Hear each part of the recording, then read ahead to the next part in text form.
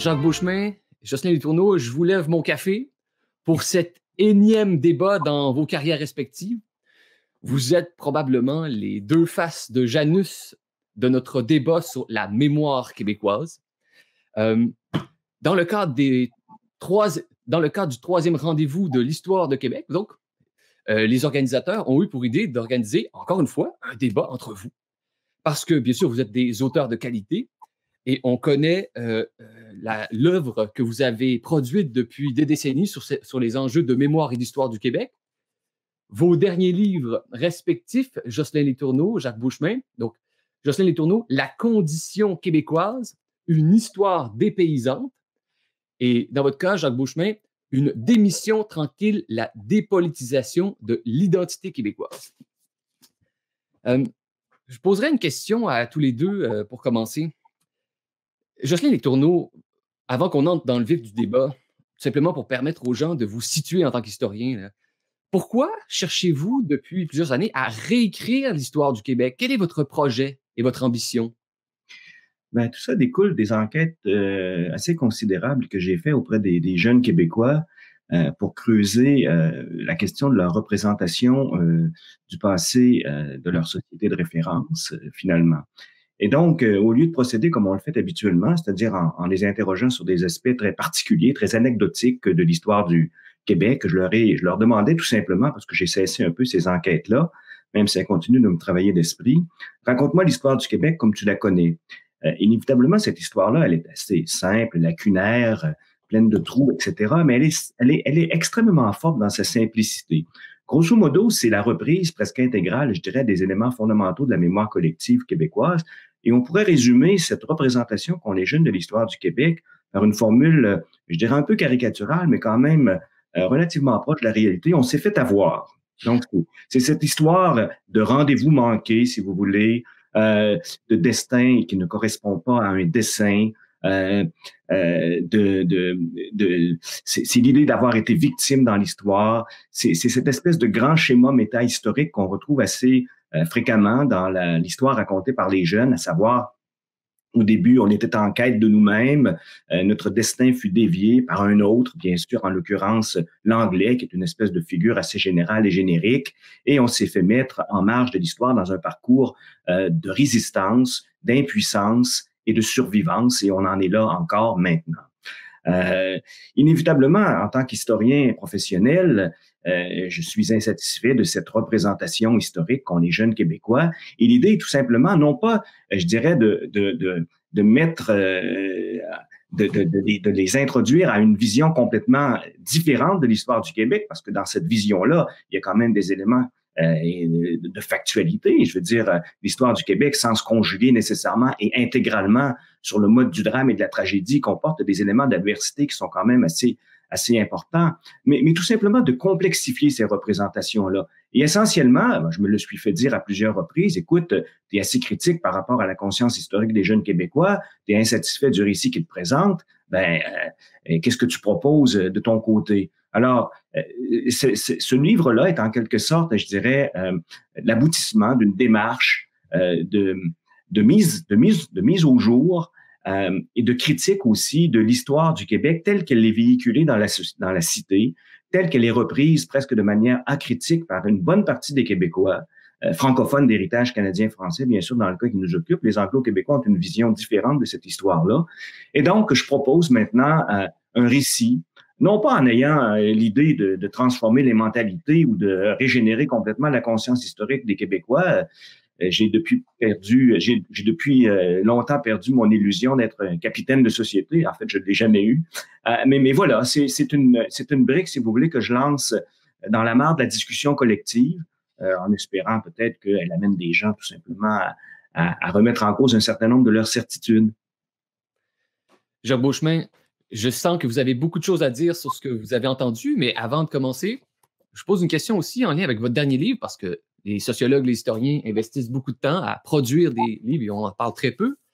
Vous parlez dans votre livre qu'on serait rendu à une étape depuis les 15-20 dernières années qui serait marquée essentiellement par la dépolitisation de l'identité québécoise. Quelle est votre thèse?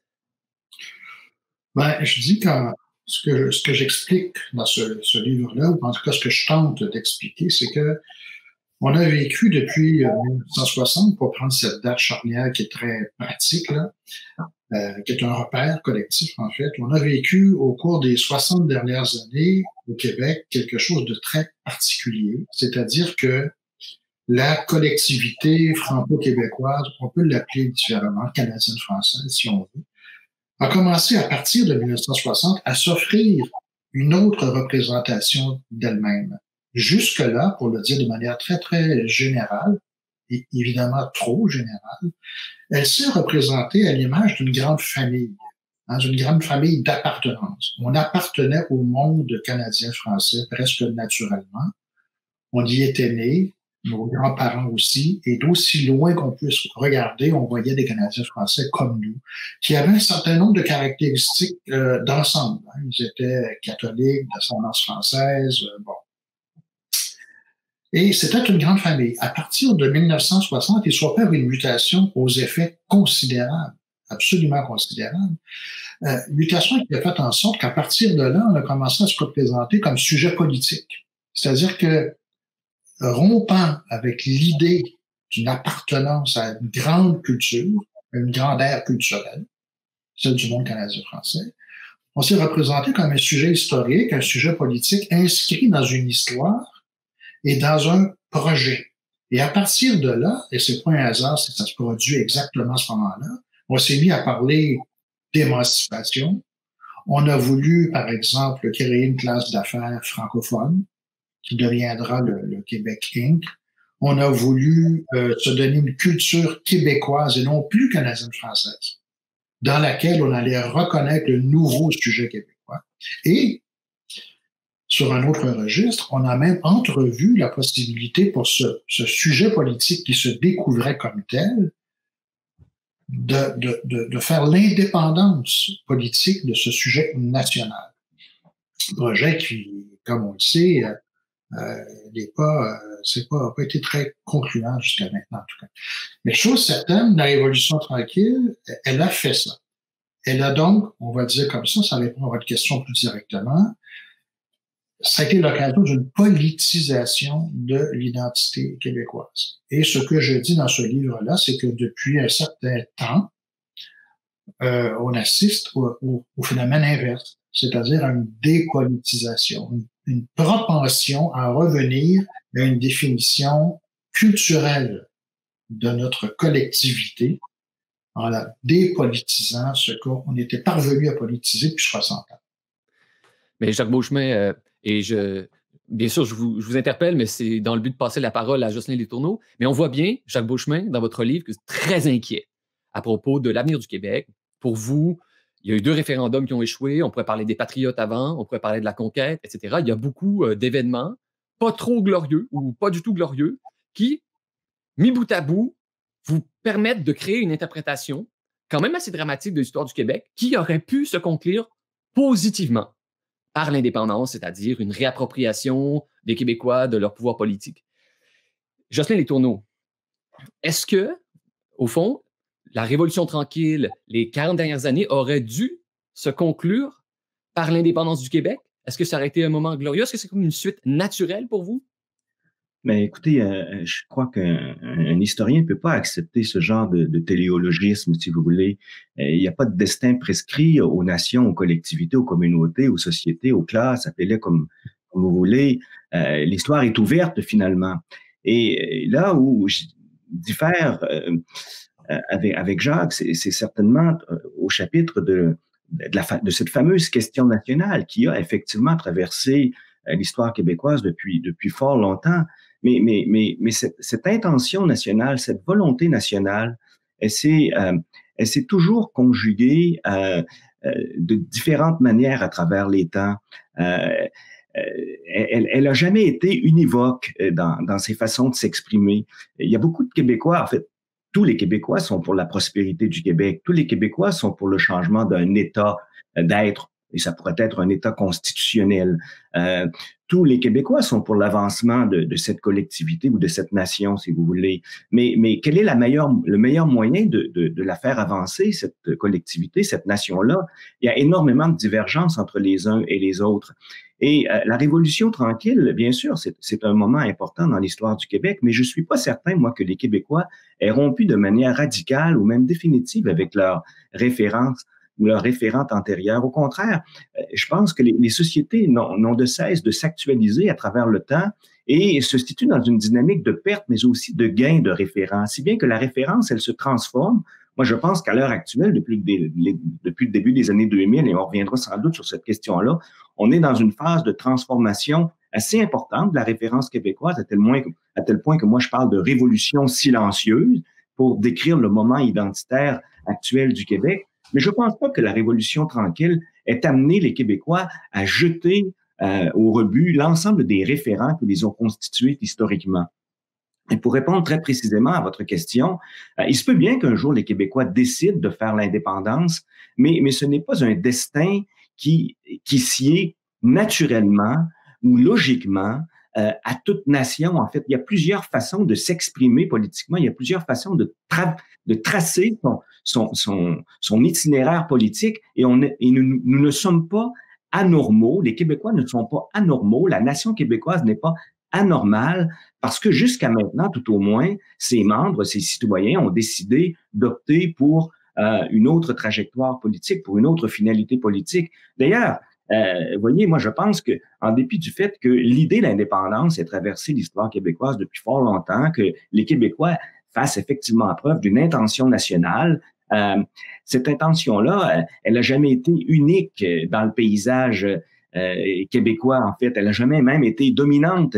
J'ai, dans un autre ouvrage qui s'appelle « Que veulent vraiment les Québécois », montré à quel point les Québécois voulaient bien collaborer avec les autres, que ce soit les Français, que ce soit les Britanniques, je parle dans le temps, bien sûr, que ce soit le Canada, mais pas au point de d'y fusionner, pas au point de s'y assimiler. De la même façon, ils veulent bien prendre leur distance par rapport aux autres, donc se construire en soi, dans le cadre d'un autonomisme, d'un affirmationnisme ou d'une souveraineté, mais pas au point de se retrouver seuls avec eux-mêmes, si vous voulez. Et la culture politique québécoise, elle est précisément au cœur de cette espèce de tension entre être avec l'autre en même temps qu'être contre l'autre ou être à distance de l'autre. Et moi, je pense que si on réfute ce paradoxe de la condition québécoise, on manque un peu ce qui est non pas l'essence, mais enfin ce qui est peut-être l'essentiel de la culture politique québécoise. Jacques Beauchemin, la réplique? Ben, voyez, Jocelyn et moi, ça peut en surprendre plusieurs, mais on est d'accord sur un ensemble de choses. Hein. C'est-à-dire que l'ambivalence identitaire des Québécois, tous les deux, nous la mesurons et nous la constatons. Ce qui nous sépare, c'est l'explication de la chose. C'est-à-dire que c'est vrai de dire que les Québécois ont toujours, au fond, été ambivalents au sens où, d'un certain côté, ils sont représentés dans une espèce de singularité, donc ils voulaient achever dans un projet politique peut-être, indéfini, à long terme, mais quand même. Et par ailleurs, c'est vrai qu'ils ont toujours été réticents à le faire. La preuve, c'est que c'est toujours pas fait. Et qu'ils sont réticents aussi à couper les liens avec les sociétés qui les entourent. C'est vrai, ça. Mais moi, j'y vois le résultat ou l'effet d'une histoire, si les mots sont plus très à la mode, je m'en excuse, mais d'oppression nationale, de domination. Les Québécois sont ambivalents sur le plan identitaire parce que l'histoire a fait d'eux un sujet ambivalent. C'est très difficile de s'affirmer dans sa pleine autonomie, de réaliser le potentiel de sa singularité culturelle, si on veut, dans un contexte qui est celui d'une société minoritaire francophone en Amérique du Nord. L'une, pour parler comme Maurice Séguin, la minorité la mieux entretenue au monde. Alors, c'est très difficile, mais c'est un effet de l'oppression nationale. L'histoire nous a fait collectivement ambivalents. Et on peut dire, sur le même registre, que le défi qu'affrontent les Québécois aujourd'hui, c'est précisément de dépasser cette ambivalence-là, d'essayer de la dissoudre dans quelque chose qui leur permettrait d'émerger comme être épanoui et réalisant cette singularité-là sur le plan institutionnel et politique. Alors, on ne fait pas la même lecture si on veut des causes. Hein? On peut en parler parce que c'est assez fondamental dans les différences entre les Tourneau et moi. Ce que Jocelyn voit comme une espèce de jeu à somme nulle, c'est-à-dire que, les Québécois sont tantôt ceci, tantôt cela. Ils veulent ceci, mais ils veulent aussi cela. Moi, je le vois comme le résultat d'une joute politique qui se déploie depuis 2 siècles et qui fait en sorte que les Québécois, effectivement, sur le plan identitaire et politique, ont de la difficulté à se découvrir dans leur être singulier et surtout dans la volonté de réaliser cet être-là politiquement. Jocelyn Les Tourneau, je vous pose une question. Vous en avez l'habitude, je crois que vous êtes posé cette question assez souvent. Je vous évoque des dates qui sont uniquement ou presque uniquement présentées comme des catastrophes dans l'histoire du Québec. Et vous me direz, quelle est votre interprétation? Peut-être d'autres façons d'interpréter le momentum historique. Il y a eu la conquête. Ensuite, il y a eu les rébellions des patriotes qui ont mené à l'acte d'union. Ensuite, il y a les référendums, l'échec de l'accord du lac Meach. Et bien des gens nous diraient, tout ça, c'est pour dire l'histoire des perdants de l'Amérique du Nord. Qu'est-ce que vous pensez de cette lecture? Je pense qu'effectivement, si on met bout à bout tous ces événements, on tisse la trame de l'histoire du Québec comme une litanie de défaites accumulées. Bon, moi, ce qui m'intéresse, c'est entrer au cœur des zones grises. C'est-à-dire que théoriquement, logiquement, effectivement, un peuple conquis se retrouve dans une situation de débandade, si vous voulez, de catastrophe, de déroute. Bon, il faut voir comment les acteurs s'organisent par la suite. Une fois cet événement, une fois la poussière de cet événement retombée, si vous voulez. Alors, vous voyez toutes sortes d'aménagements. Vous voyez la constitution de blocs au pouvoir qui transcende, je dirais, les appartenances ethniques ou les appartenances nationales. Vous avez des acteurs qui ont des intérêts qui sont parfois conjoints, parfois disjoints. Et c'est ainsi que l'histoire s'établit, si vous voulez. Oui, il y a eu une conquête. Même les Anglais ont parlé de conquête de la Nouvelle-France. On peut quand même pas nier non seulement l'événement, mais cette représentation qu'avaient les acteurs de l'événement en question. Mais voir par la suite comment les acteurs s'organisent pour faire avec cet événement-là et continuer de vivre en essayant d'établir leur rapport de force, en cherchant à gruger, à gagner continuellement sur leur adversaire, qui peut changer selon les circonstances du moment. C'est intéressant de lire le dictionnaire biographique du Canada de ce point de vue-là. Il s'agit d'entrer dans la biographie d'un personnage pour voir à quel point les réseaux qui se sont constitués historiquement étaient loin d'être dichotomiques. Finalement, vous aviez toutes sortes d'alliances, de rapprochements, de collaborations qui sortaient éminemment de l'espèce de dichotomie avec laquelle on est habitué à fonctionner quand on fait l'histoire du Québec. Je ne parle pas des historiens professionnels ici, mais je parle de monsieur et de madame tout le monde. D'un côté, les bons, de l'autre, les méchants. D'un côté, les gagnants, de l'autre, les perdants. Je pense que si on prend les rébellions de 1837, qui sont un événement, je dirais, cardinal, non seulement dans l'histoire, mais dans la mémoire collective des Québécois, on se retrouve encore avec cette idée où une nation unie, fonctionnant comme une grande famille, communiant à la même Eucharistie patriotique, s'est fait vaincre par un autre, en l'occurrence l'Anglais, qui l'a littéralement écrasé en mettant plus que les Canadiens en demandaient.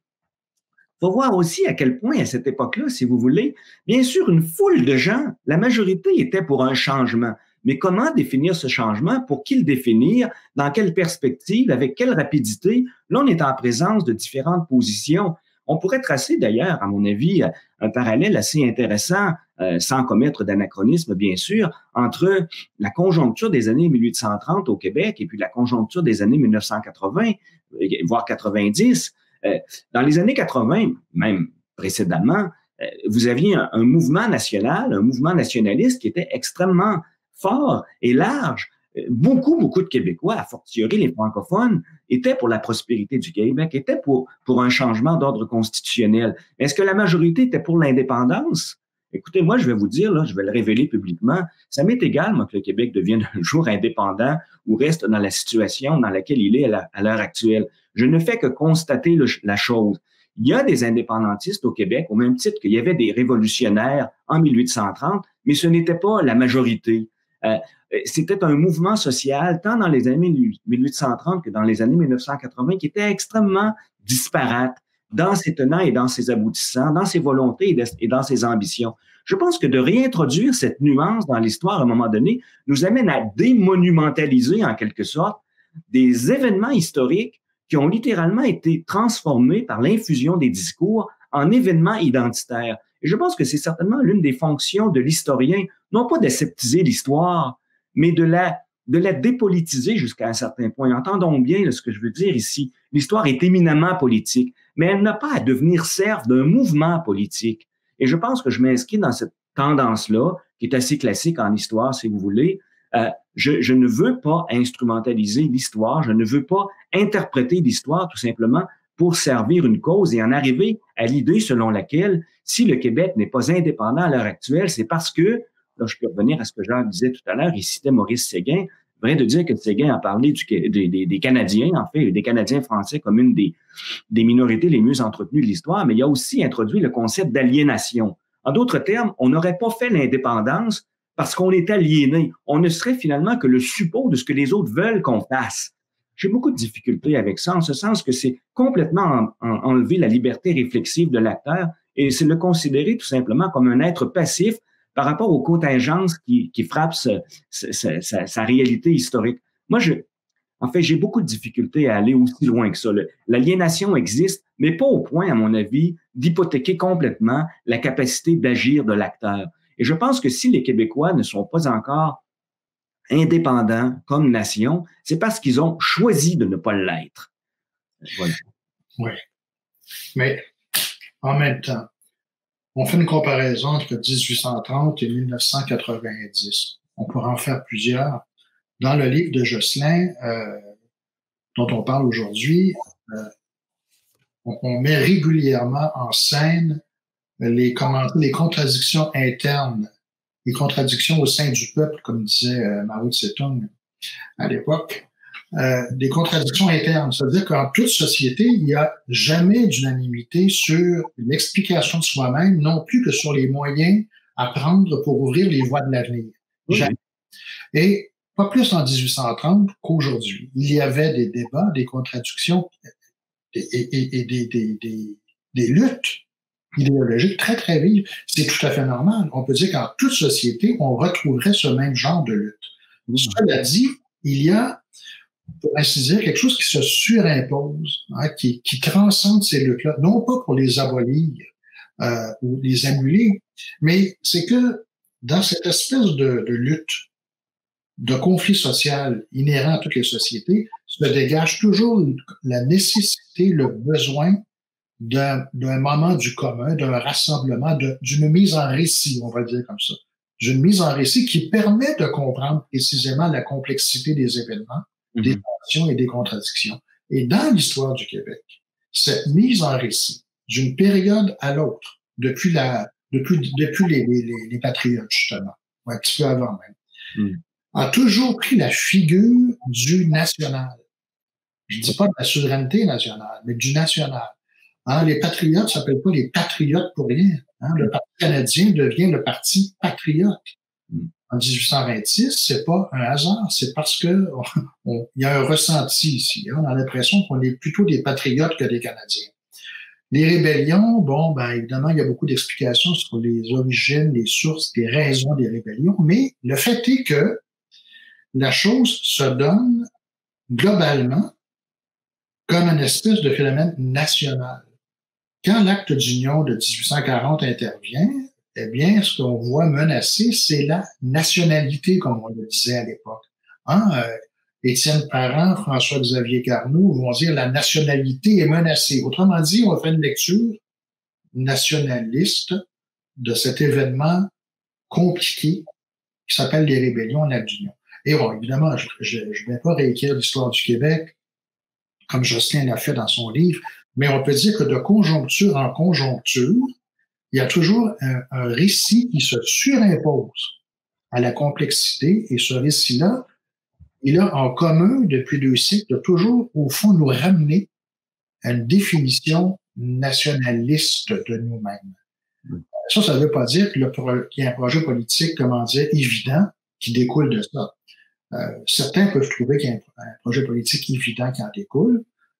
C'est pas nécessairement le cas, mais c'est vrai qu'il y a un récit. Alors, autrement dit, c'est vrai de dire que le dissensus a toujours été présent dans l'histoire du Québec. C'est vrai de dire que des luttes sociales opposaient une gauche, une droite. Aujourd'hui, on va dire les hommes, les femmes, Montréal, les régions, toujours. Hein, les sociétés sont faites comme ça. Mais elles se retrouvent dans une espèce de représentation d'elles-mêmes.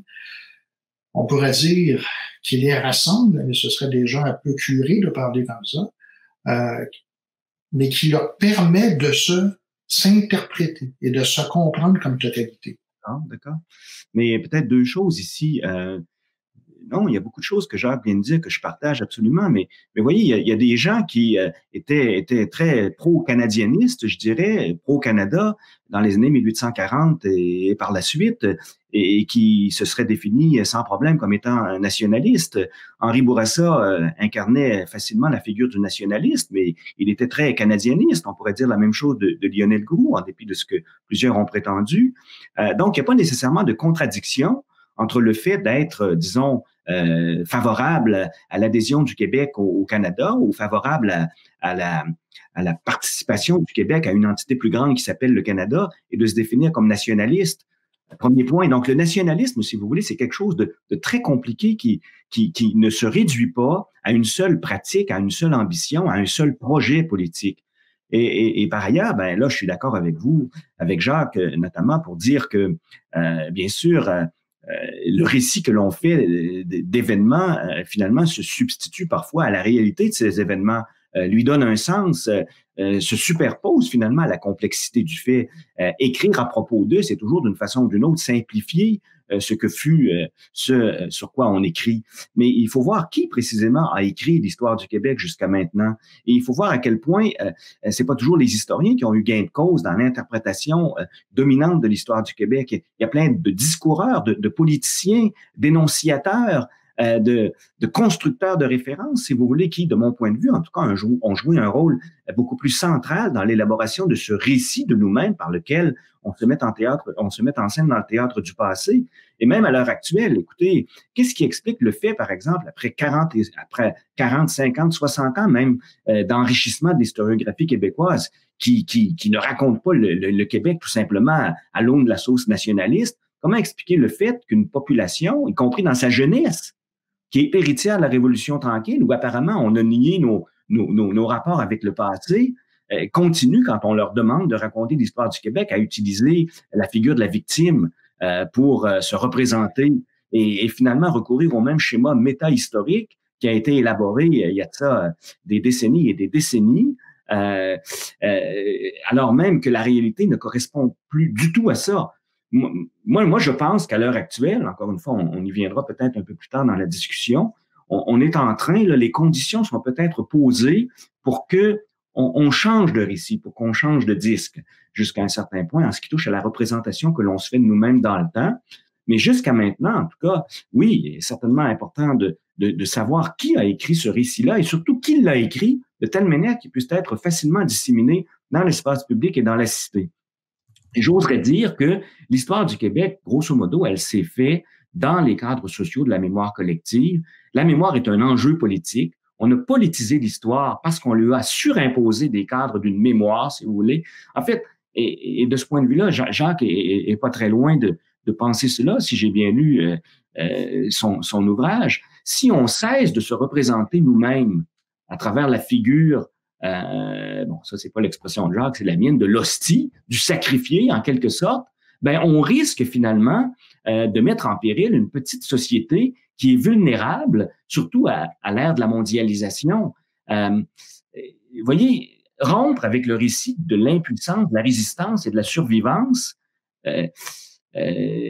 pour plusieurs observateurs, pour plusieurs analystes, c'est risqué d'enlever à une société le seul moyen peut-être qu'il lui reste pour se représenter comme sujet politique et pour s'achever comme communauté historique. Évidemment que je ne partage pas cette vision des choses-là, mais c'est une position qui peut se défendre aussi. Ouais. Jacques Beauchemin, Jocelyn Letourneau, on pourrait creuser ce désaccord encore plus. Pourquoi pas, d'ailleurs? Vous connaissez bien Jean Boutillette, auteur d'un livre devenu célèbre, réédité il y a quelques années en format de poche, Le Canadien français et son double. Et bien sûr, dans ce livre, il y a, on pourrait dire, le carrefour de l'attention est accordé à la langue anglaise.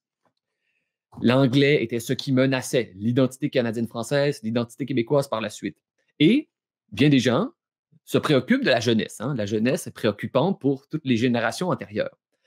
Et ce que je crois qui est au cœur de votre thèse, Jacques Beauchemin, à propos de cette jeunesse, c'est qu'elle a de plus en plus dédramatisé sa relation avec la langue anglaise, le Canada anglophone et toute l'anglophonie. Ça vous inquiète, ça, Jacques Beauchemin? Ça m'inquiète en ce sens très précis que cette dédramatisation, cette dépolitisation, si on veut, ouvre certainement des possibles, c'est-à-dire que jusqu'à un certain point, elle vient abolir les vieux complexes, les vieux blocages, et en même temps, elle porte le ferment de la démission. Et parlant comme ça, je ne veux surtout pas accabler la jeunesse québécoise.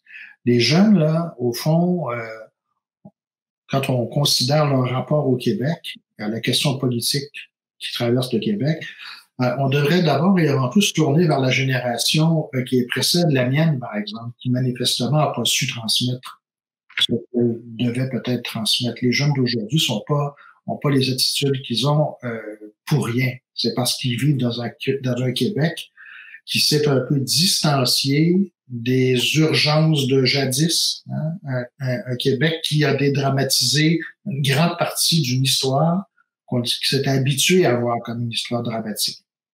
Alors, ce que je vois, c'est une jeunesse qui, un peu comme Letourneau l'explique très bien dans les dernières pages de son livre, qui est tournée vers l'avenir, qui est engagée dans une espèce de connectivité généralisée avec le monde. Il y a beaucoup d'aspects positifs là-dedans, hein, indéniablement.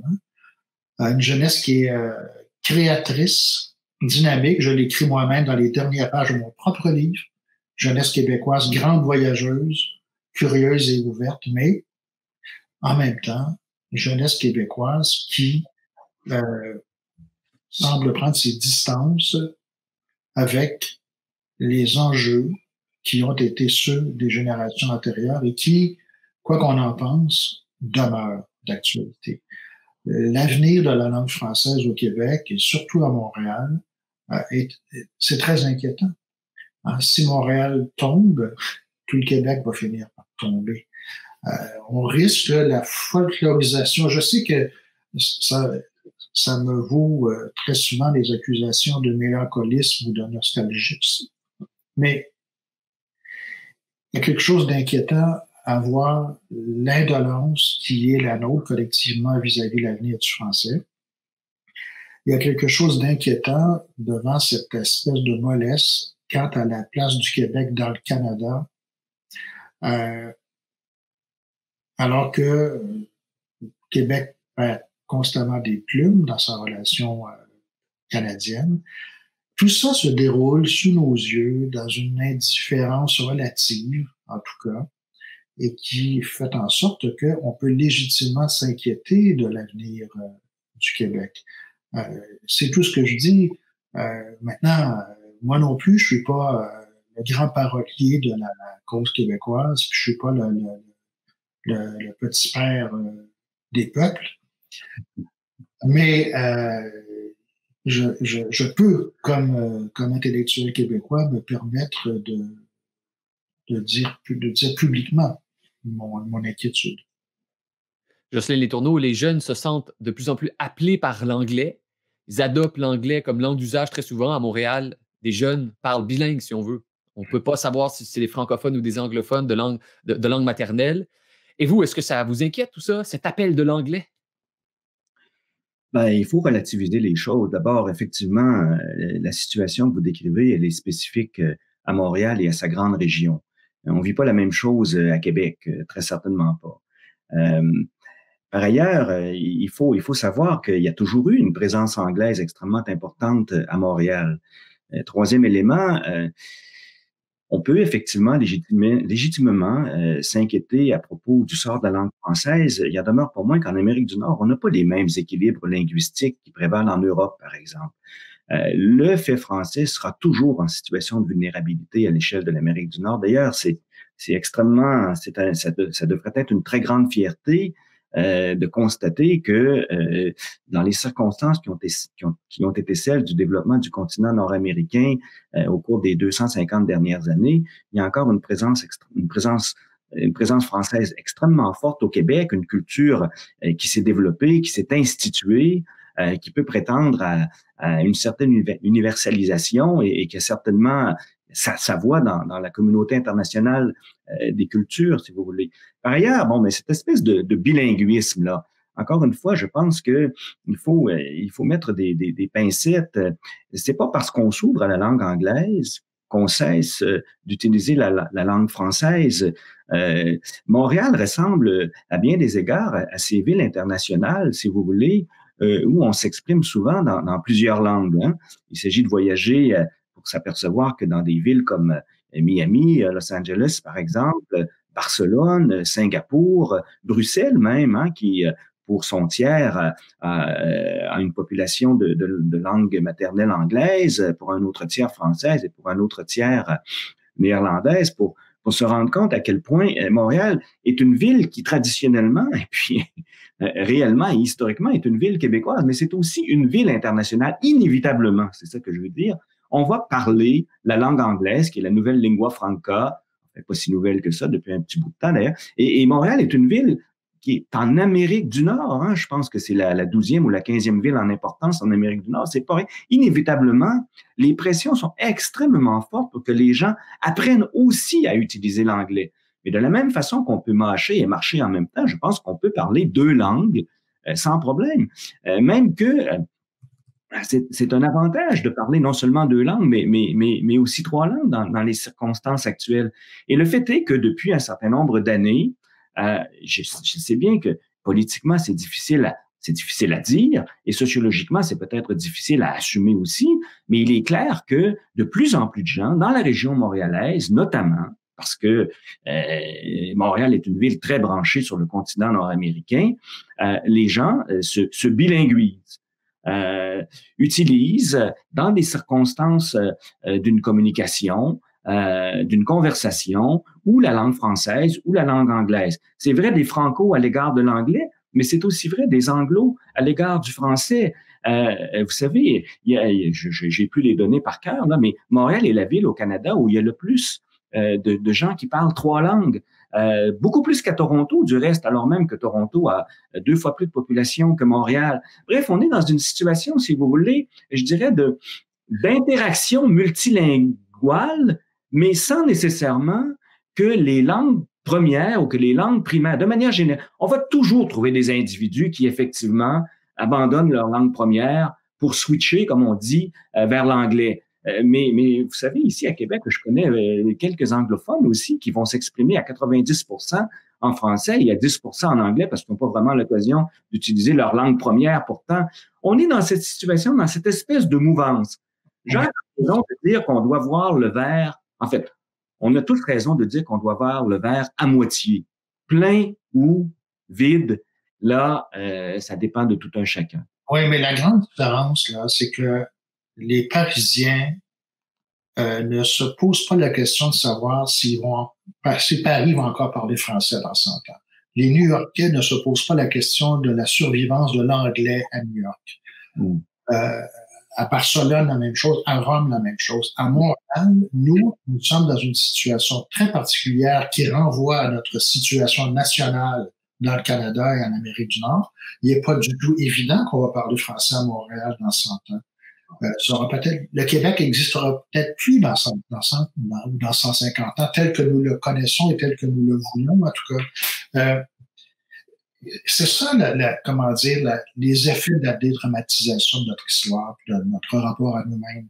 On ne peut pas se permettre, nous, l'espèce de confort identitaire qui est celui des grandes nations. Nous sommes une petite nation.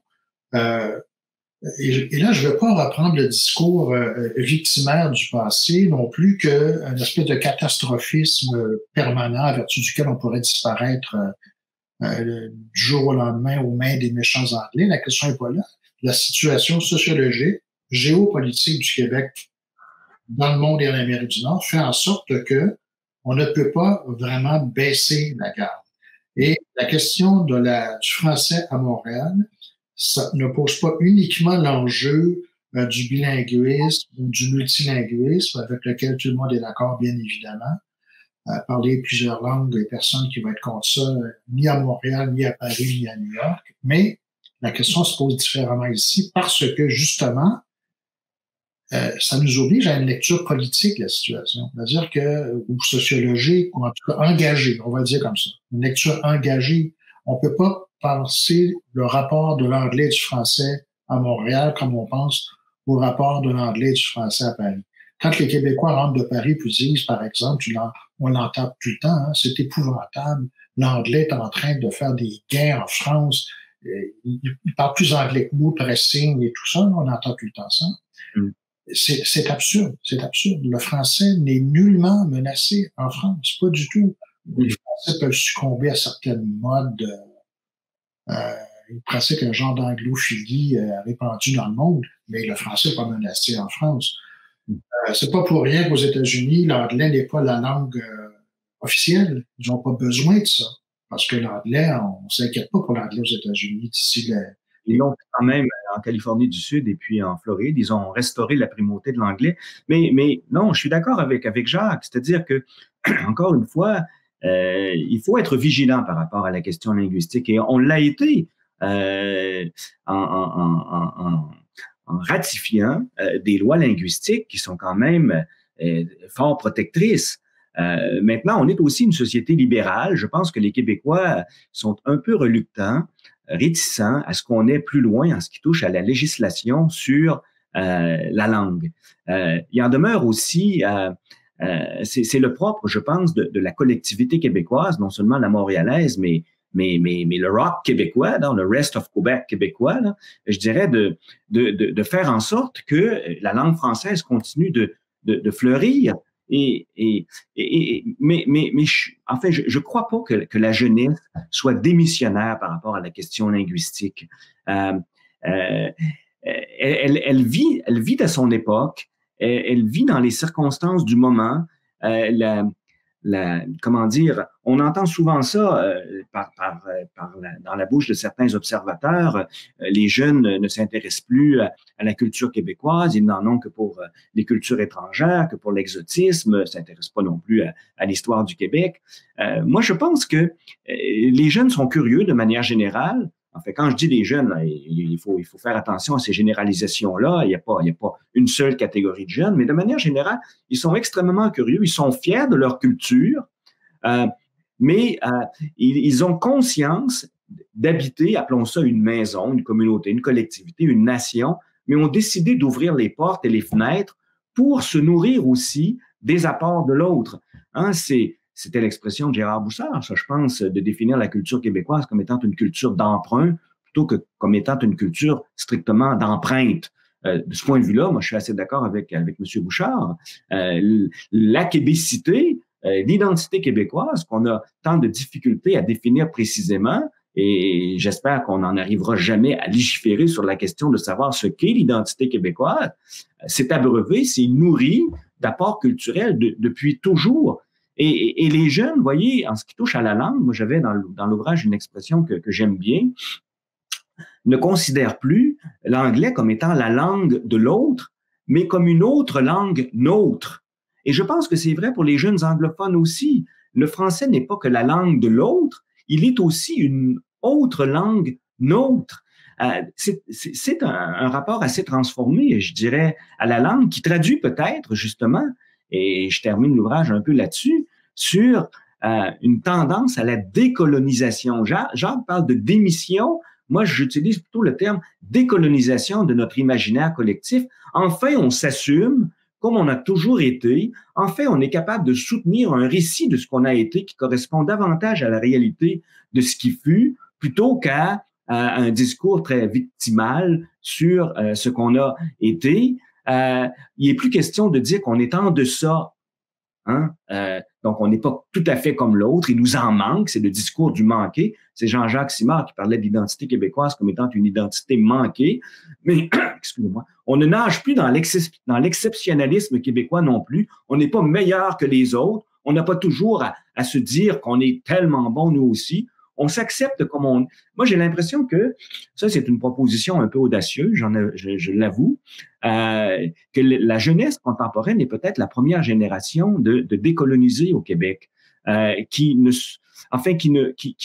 définit pas son identité à partir de ce qu'elle devrait être, de ce qu'elle pourrait être, de ce qu'elle aurait dû être, mais plutôt à partir de ce qu'elle est, tout simplement, s'assumant dans sa réalité complexe, ambiguë, dissonante, si vous voulez. Mais au risque de choquer, moi, je dirais qu'une société comme la nôtre, une nation comme la nôtre, n'a pu faire son chemin dans l'histoire qu'en étant extrêmement prudente quant à ses actes culturels et identitaires. C'est-à-dire que on n'a jamais pu se payer le luxe qui est celui des grandes nations, c'est-à-dire celui de laisser l'histoire s'écrire, se faire sous l'égide d'une certaine puissance qui est celle des grandes nations. Nous, l'histoire nous a toujours forcés à prendre la mesure de ce qui nous entourait et de ce qui nous menaçait. Je sais que c'est pas des termes que Jocelyn Les Tourneaux aime beaucoup, mais la vérité, c'est qu'une petite nation comme la nôtre a dû faire attention à elle-même, préserver une espèce de noyau identitaire fort. Ça s'est fait de plusieurs façons. Je vais pas redire ce que nos livres d'histoire nous ont appris et dit et redit, mais ce qu'on appelle péjorativement le repli sur soi, sur la religion, la vocation agricole, les valeurs spirituelles plus élevées que celles de nos voisins protestants. Tout ça, c'est ancien, mais ça renvoie justement à ce réflexe très profond dans notre parcours historique, ce réflexe qui consiste à nous affirmer dans une certaine singularité de manière à nous préserver et à assurer la pérennité du groupe dans l'histoire. On a toujours fait ça. Jusqu'à tout récemment, le projet souverainiste, à l'époque de sa gloire, était le prolongement de ça. C'est-à-dire de quelle manière on peut continuer de vivre en Amérique du Nord sur la base de ce que l'histoire a fait de nous. Et ce qui caractérise l'époque très contemporaine, dans laquelle on peut voir, si on veut, des aspects très positifs, ce qui la caractérise, c'est précisément la démission vis-à-vis de cette posture-là. Comme si la nation québécoise d'aujourd'hui n'était plus à défendre parce qu'elle se défendait toute seule, parce que les jeunes sont créatifs, parce que nous vivons dans un monde connecté, mondialisé, où il y a un échange de flux culturels féconds qui font maintenant la substance des peuples. On peut toujours dire ça. La vérité, c'est que le Québec demeure une nation, petite nation vulnérable. Ça ne veut pas dire qu'il faut tout de suite se réfugier dans une espèce de discours frileux où on s'ennuierait du cardinal Léger, de Maurice Duplessis et puis d'Henri Bourassa ou je sais pas quoi. C'est pas ça. Il faut trouver le moyen de prolonger l'aventure québécoise dans l'avenir. Il faut savoir passer à l'avenir, comme le dirait Jocelyn. Mais passer à l'avenir comment? On ne peut le faire que dans la conscience vive et aiguë de notre condition de minoritaire en Amérique qui appelle un certain nombre de positionnements politiques, mais je dirais aussi sociologiques, un positionnement vis-à-vis de ce que nous voulons pour nous-mêmes, qu'on ne peut pas abandonner aux forces d'une histoire qui se fait toute seule. Jocelyn Les Tourneaux, peut-être une réplique, sinon j'ai une autre question. Mais il y a comme deux façons de vivre sa minorité. Moi, je pense que c'est une situation objective. C'est vrai qu'on est minoritaire. Non seulement on est minoritaire au Canada, mais on est minoritaire à l'échelle de l'Amérique du Nord et a fortiori au monde. Il y a deux façons de vivre sa minorité. Ou en se retranchant, ou en se repliant, ou en cherchant à se conserver, soucieux de sa vulnérabilité, ou encore, j'ai l'impression que pour le moment, c'est le pari peut-être que fait une partie de la jeunesse, très certainement, en fonçant, en s'exprimant, en concurrençant l'autre jusqu'à un certain point, en le compétitionnant, en cherchant à s'affirmer. Maintenant, la question qu'on pourrait poser ici, mais dans ce contexte-là, pourquoi pas opter pour l'indépendance précisément? Alors là, ça nous ramène peut-être à ce que à cette espèce d'héritage, en fait, qui marque encore la culture politique québécoise, c'est-à-dire cette crainte de se détacher complètement d'un grand ensemble, qui est aussi une façon de se protéger ou de se protéger, oui, contre notre vulnérabilité. Donc, on joue continuellement, je dirais, sur les héritages, sur les passages. Le concept d'actualisation ici est assez intéressant, en ce sens que, et qui renvoie précisément à l'idée de passer à l'avenir, actualisation ne veut pas dire délaisser complètement nos référents ancestraux, s'exiler d'une continuité historique, cesser de porter un projet, mais toujours le porter. Et je pense que la jeunesse québécoise continue de porter le projet québécois, mais cette fois-là en optant ou en pariant pour, je dirais, l'affirmation, prendre les positions qu'on veut. On est capable, nous aussi, on veut compétitionner l'autre dans son excellence, on veut s'imposer, etc. Donc, de jouer sur ces deux piliers, je dirais, de l'identité québécoise est probablement ce qui marque le... Regardez, au Québec, l'idée de mondialisation fait moins peur qu'au Canada anglais. Pourtant, on est minoritaire par rapport à la majorité canadienne-anglaise. C'est au Québec qu'on a eu le plus je dirais, d'enthousiasme pour les projets de libre-échange, en tout cas beaucoup plus qu'au Canada anglais. On aurait pu penser logiquement que on serait au contraire effrayé par le bulldozer de la mondialisation, mais je dirais fort de ce qu'on a réalisé dans les années 60, dans les années 70, on s'est dit, tout simplement, les Québécois se sont dit, voilà un défi à rencontrer. On est capable aussi de s'imposer dans la Silicon Valley, on est capable de s'imposer à Las Vegas, on est capable aussi d'aller à Paris et puis d'avoir des idées intéressantes et puis de discuter avec la haute intelligentsia française. On est capable de s'investir aux États-Unis, on est capable de s'investir au Royaume. Bref, the sky is the limit, si vous voulez. Maintenant, plus que jamais. Je pense que ça l'a toujours été, ou ça l'a été beaucoup, mais maintenant, plus que jamais, et surtout, c'est assumé maintenant. Il n'y a plus cette espèce de crainte. En fait, cette idée du pauvre petit Canadien français né pour un petit pain. Moi, je l'ai entendu quand j'étais gamin, là. Moins dans ma famille que dans l'espace public en général. Mais aujourd'hui, quand je dis à mes étudiants, mais vous connaissez cette formule, bien sûr, ils sont complètement perdus, n'ont jamais entendu parler de ça.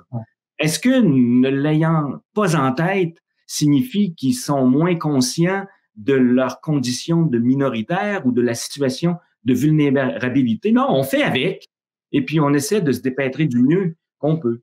Non, au contraire, ça veut dire précisément qu'ils ne sont pas conscients de leurs conditions minoritaires.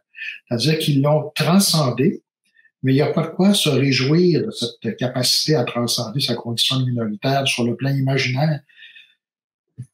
C'est comme s'il n'y avait plus de problème. Hein? C'est comme si, au fond, le Québec était totalement épanoui et émancipé, que la souveraineté là-dedans devenait une option parmi d'autres, mais absolument pas nécessaire. Alors que la vérité, c'est que la condition historique québécoise n'a pas fondamentalement changé. C'est vrai que, à mains égards, le Québec s'est transformé.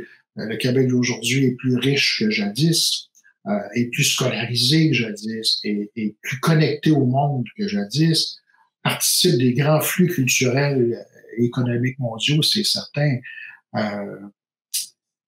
sur le plan idéologique, c'est une société qui est beaucoup plus ouverte que jadis aussi. Mais, objectivement, la situation du Québec au Canada et en Amérique du Nord n'a pas véritablement changé. Le Québec ne va pas conquérir l'Amérique. On ne va pas réussir à franciser les États-Unis. C'est le contraire qui va arriver. On va pas changer la langue que parle le web, par exemple, pour imposer le français à l'Amérique du Nord. On va travailler en anglais sur le web.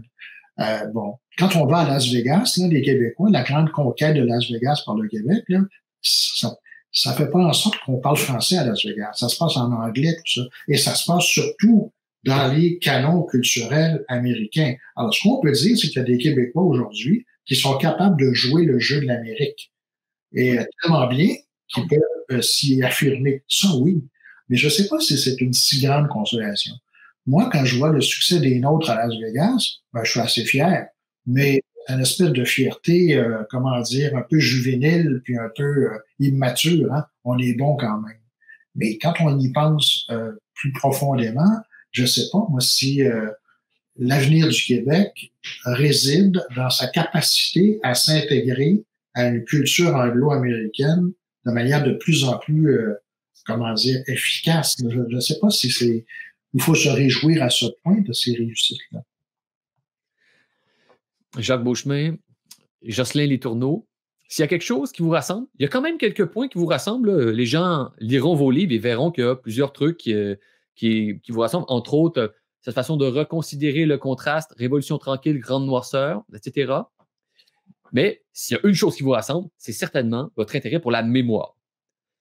Et depuis 10 ans, et depuis 5 ans encore plus, il y a toutes sortes de nouveaux sujets qui se sont levés et qui nous obligent, qu'on le veuille ou non, à repenser la mémoire québécoise.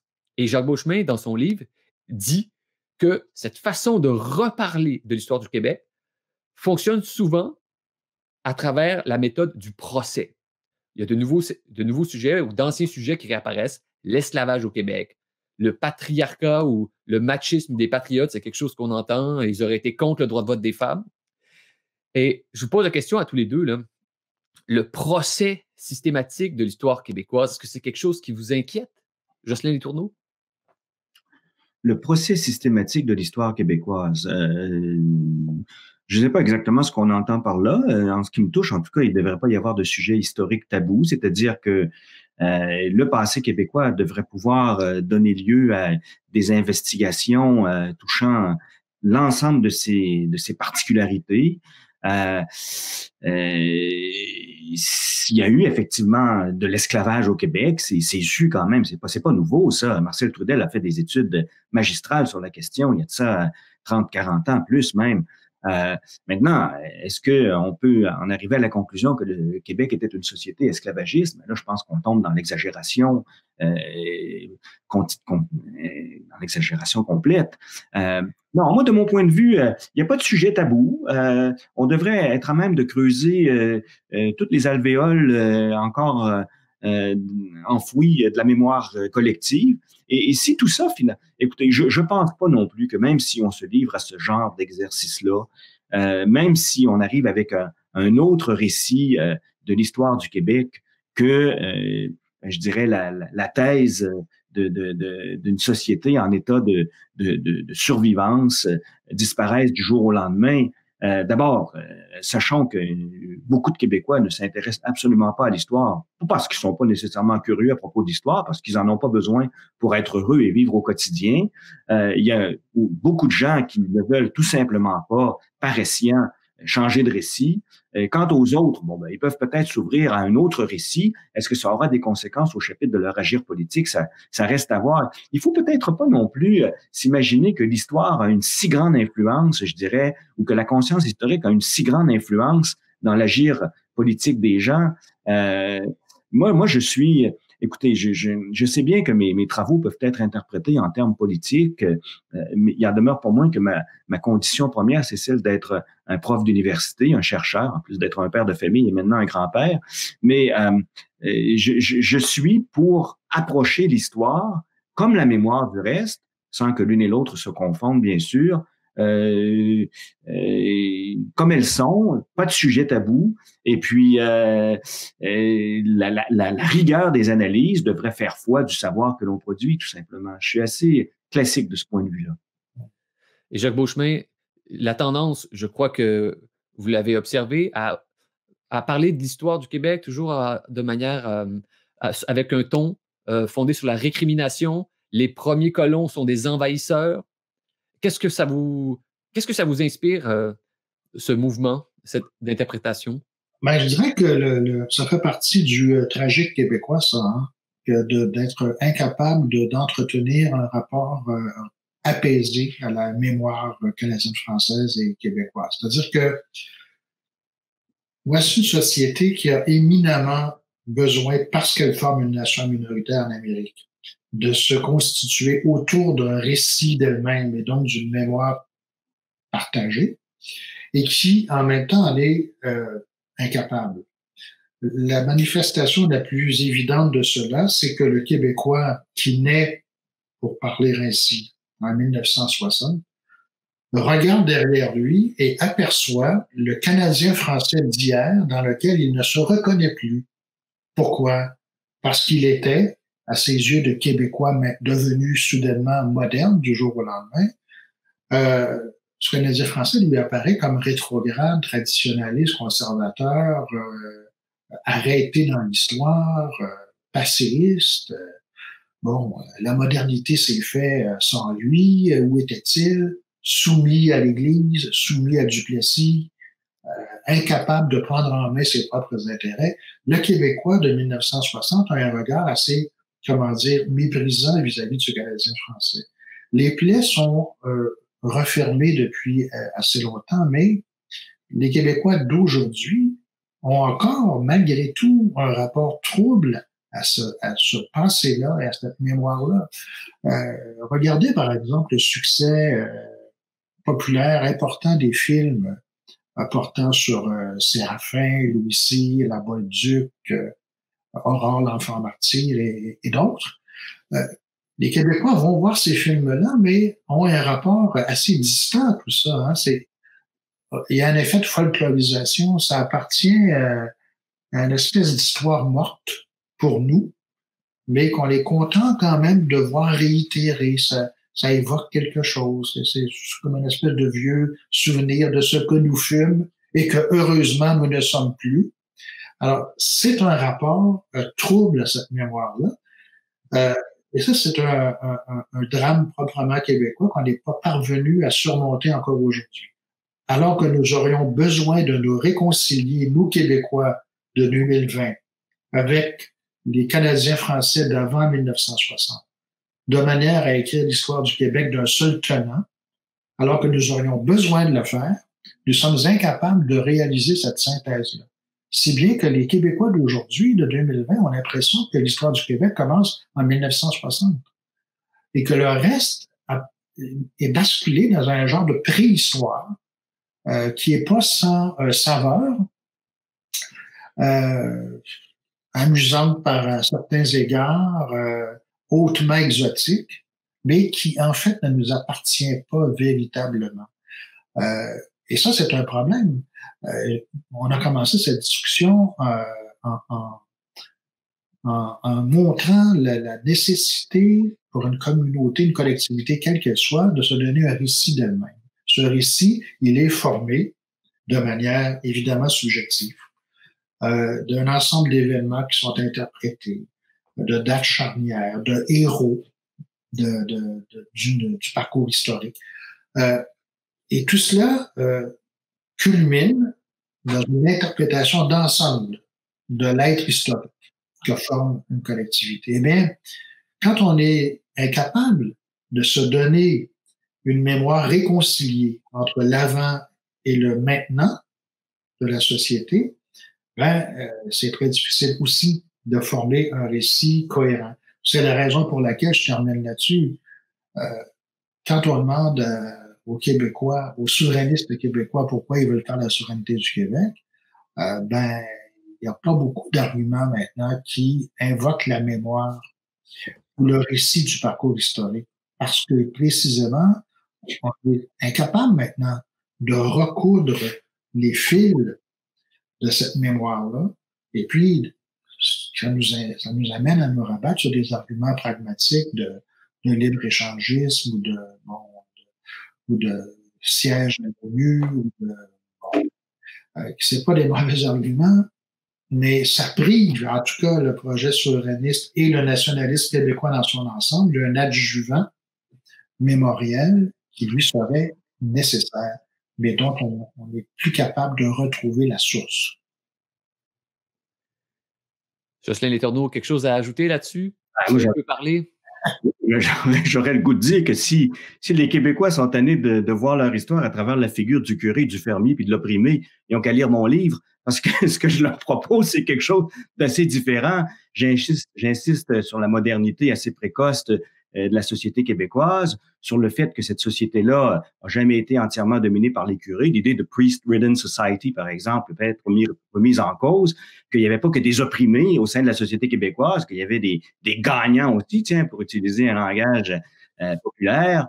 Je ne sais pas dans quelle mesure je ne sais pas dans quelle mesure l'histoire pour les Québécois. Moi, les troubles, j'ai l'impression au contraire, puis ça renforce ma thèse d'un nouveau moment identitaire ou de l'émergence peut-être de nouvelles références qui n'émergera peut-être pas. On en est au tout début là, où effectivement on veut prendre une certaine distance par rapport à ce récit-là. C'est je dirais la formule d'un Dumont, mémoire et distance. On veut bien se souvenir de notre passé, on veut se situer en continuité par rapport à nos prédécesseurs, par rapport à un projet aussi, mais prendre nos distances par rapport à ça et pas résumer, pas enfermer notre passé, encore une fois, dans une espèce de récit où on est toujours les perdants. On veut en quelque sorte sortir de ces mythes d'histoire-là. Et le rôle des historiens est certainement de nourrir la mémoire collective, de nourrir la conscience historique des Québécois pour les amener finalement, non pas à rompre avec le passé, mais à leur découvrir autrement, de telle manière qu'ils puissent se libérer et s'accepter et s'assumer dans leur double condition, je dirais, d'enraciner, de participants d'une culture, mais de voyageurs aussi, c'est-à-dire de passeurs en quelque sorte. Cette dichotomie héritage-passage me semble être au cœur de la condition québécoise contemporaine. Je ne sais pas comment elle sera solutionnée, mais j'ai l'impression que c'est là qui est le défi peut-être pour les intellectuels, c'est-à-dire de nourrir la réflexion autour de ça. Vous savez, je vous écoute depuis tout à l'heure et vous me faites penser à d'autres historiens et sociologues qui vous ont précédés. Par exemple, je ne sais pas si vous allez aimer cette comparaison, mais vous voyez ici le livre de Marcel Trudel, Mythes et réalités dans l'histoire du Québec. Et Jacques Beauchemin, j'ai ce livre-là sous la main, La guerre de conquête selon Guy Frégault. Et donc, ça m'oblige, en vous écoutant, à faire des parallèles avec l'École de Québec et l'École de Montréal. Ces deux écoles qui ont interprété l'histoire du Québec différemment, en insistant sur la conquête et le caractère dramatique de Guy Frégault, Lionel Groulx, etc. Et de l'autre côté, avec Marcel Trudel et Hamelin. Est-ce que vous aimez cette comparaison-là? Si je dis, par exemple, Jocelyn Letourneau, que vous êtes l'héritier de l'École de Québec, qu'est-ce que ça vous fait? Écoutez, d'être comparé à Marcel Trudel est un peu exagéré, sauf pour une raison. Trudel est mort, je pense, il avait 95 ans. Je ne détesterais pas vivre jusqu'à cet âge-là. Héritier de l'École de Québec. Écoutez, vous allez poser la question à ceux qui apparemment ont fait l'École de Québec, et un Jacques Mathieu, par exemple, qu'on a souvent associé à cette école-là et qui s'en est défendu bec et ongle. Je ne sais pas dans quelle mesure ça a vraiment existé, mais personnellement, j'aurais aucun problème. Mais je veux pas appartenir à une école, en fait. Quand j'écris, je pense pas être l'héritier de qui que ce soit. J'écris ce que je pense, j'écris ce qui me semble correct. Vous voyez, je relisais mon livre ce matin, des passages depuis un certain temps, et puis je suis encore assez d'accord avec ce qui est écrit là-dedans. Non, je m'assume comme je suis, tout simplement. Mais je pense qu'au total, pour répondre carrément à votre question, non, ça me dérangerait absolument pas. Si tant est que ça existe encore, une école de Québec, ce que je douterais beaucoup. Jacques Beauchemin, si on vous place dans la droite ligne de l'École de Montréal, qu'est-ce que ça vous fait?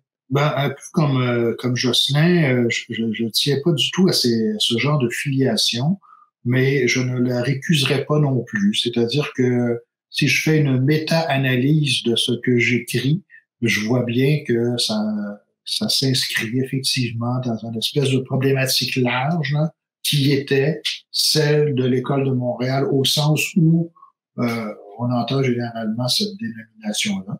Mais un peu comme Jocelyn, moi, fort heureusement d'ailleurs, on n'écrit pas hein, en fonction de ce genre de filiation-là, sinon ce serait extrêmement contraignant. Mais on serait constamment en train de trahir ou de déformer. Alors non, mais c'est vrai que d'une certaine altitude, on peut voir chez les Tourneaux et chez moi un genre de continuité ou d'appartenance floue ou vague à des aires théoriques, si on veut. Est-ce que pas de toute façon deux courants forts au sein de la société québécoise qu'on résume un peu facilement par École de Montréal, École de Québec, c'est-à-dire que vous avez un courant qui, je dirais, est inquiet. De ce point de vue-là, un Dumont, par exemple, qui était particulièrement inquiet, mais tout en vivant à Québec, s'inscrirait apparemment dans l'École de Montréal. Il y a un courant plus serein, pas jovialiste, là, j'insiste, mais plus serein. Je pense que quand on gratte un peu, on se rend compte à quel point ces deux courants-là sont des courants génériques au Québec. Tout le monde est pour la prospérité du Québec, tout le monde est pour le développement du Québec, mais quelle est la meilleure façon d'assurer la prospérité ou le développement, l'épanouissement du Québec? Ben là, vous avez des différences de perspective. Ce qui est plaisant dans cette société, au moins, c'est que ces divergences-là s'expriment par la voix plutôt que par la furie. Et puis, jusqu'à preuve du contraire, jusqu'à maintenant, tout au moins, on a toujours trouvé des compromis qui pouvaient, jusqu'à un certain point, satisfaire les deux parties ou les deux courants.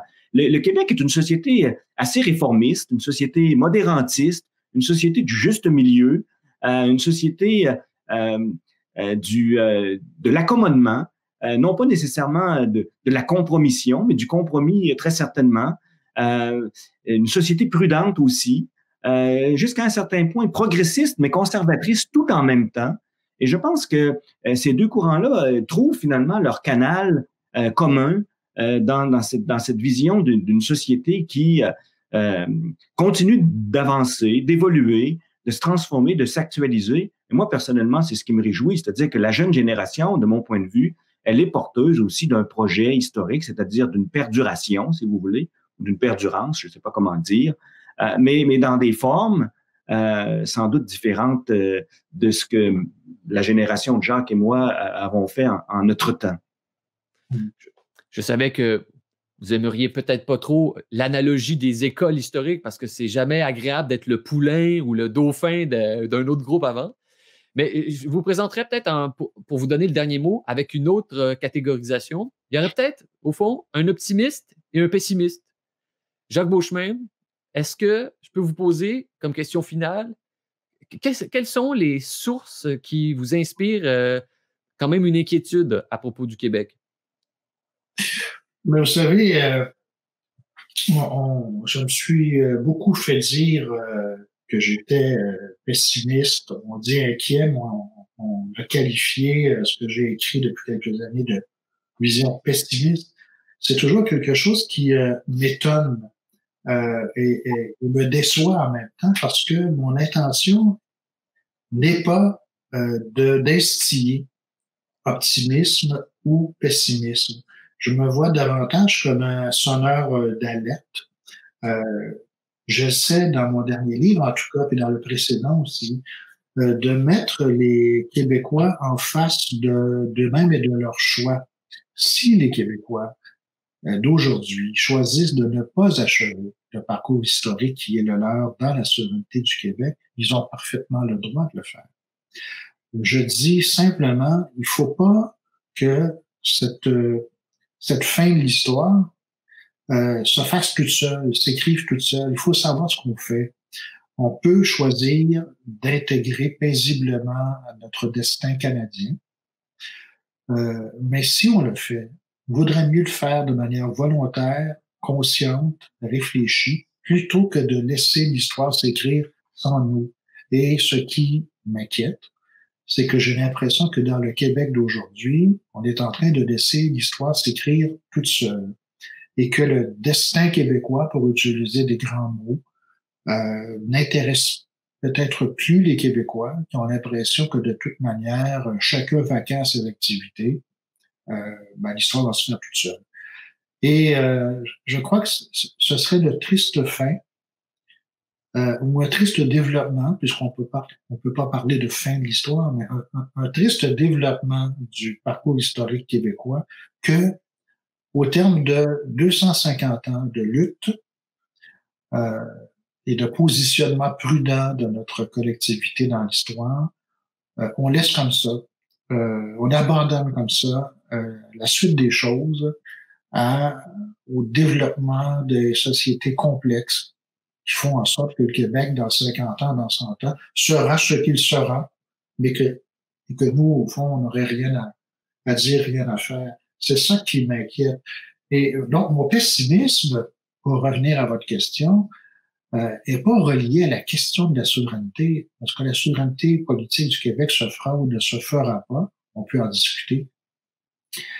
Non, si je suis inquiet, c'est de la manière dont les Québécois aujourd'hui entrevoient l'histoire à faire, l'histoire à venir, et j'ai l'impression qu'ils l'entrevoient dans une certaine indolence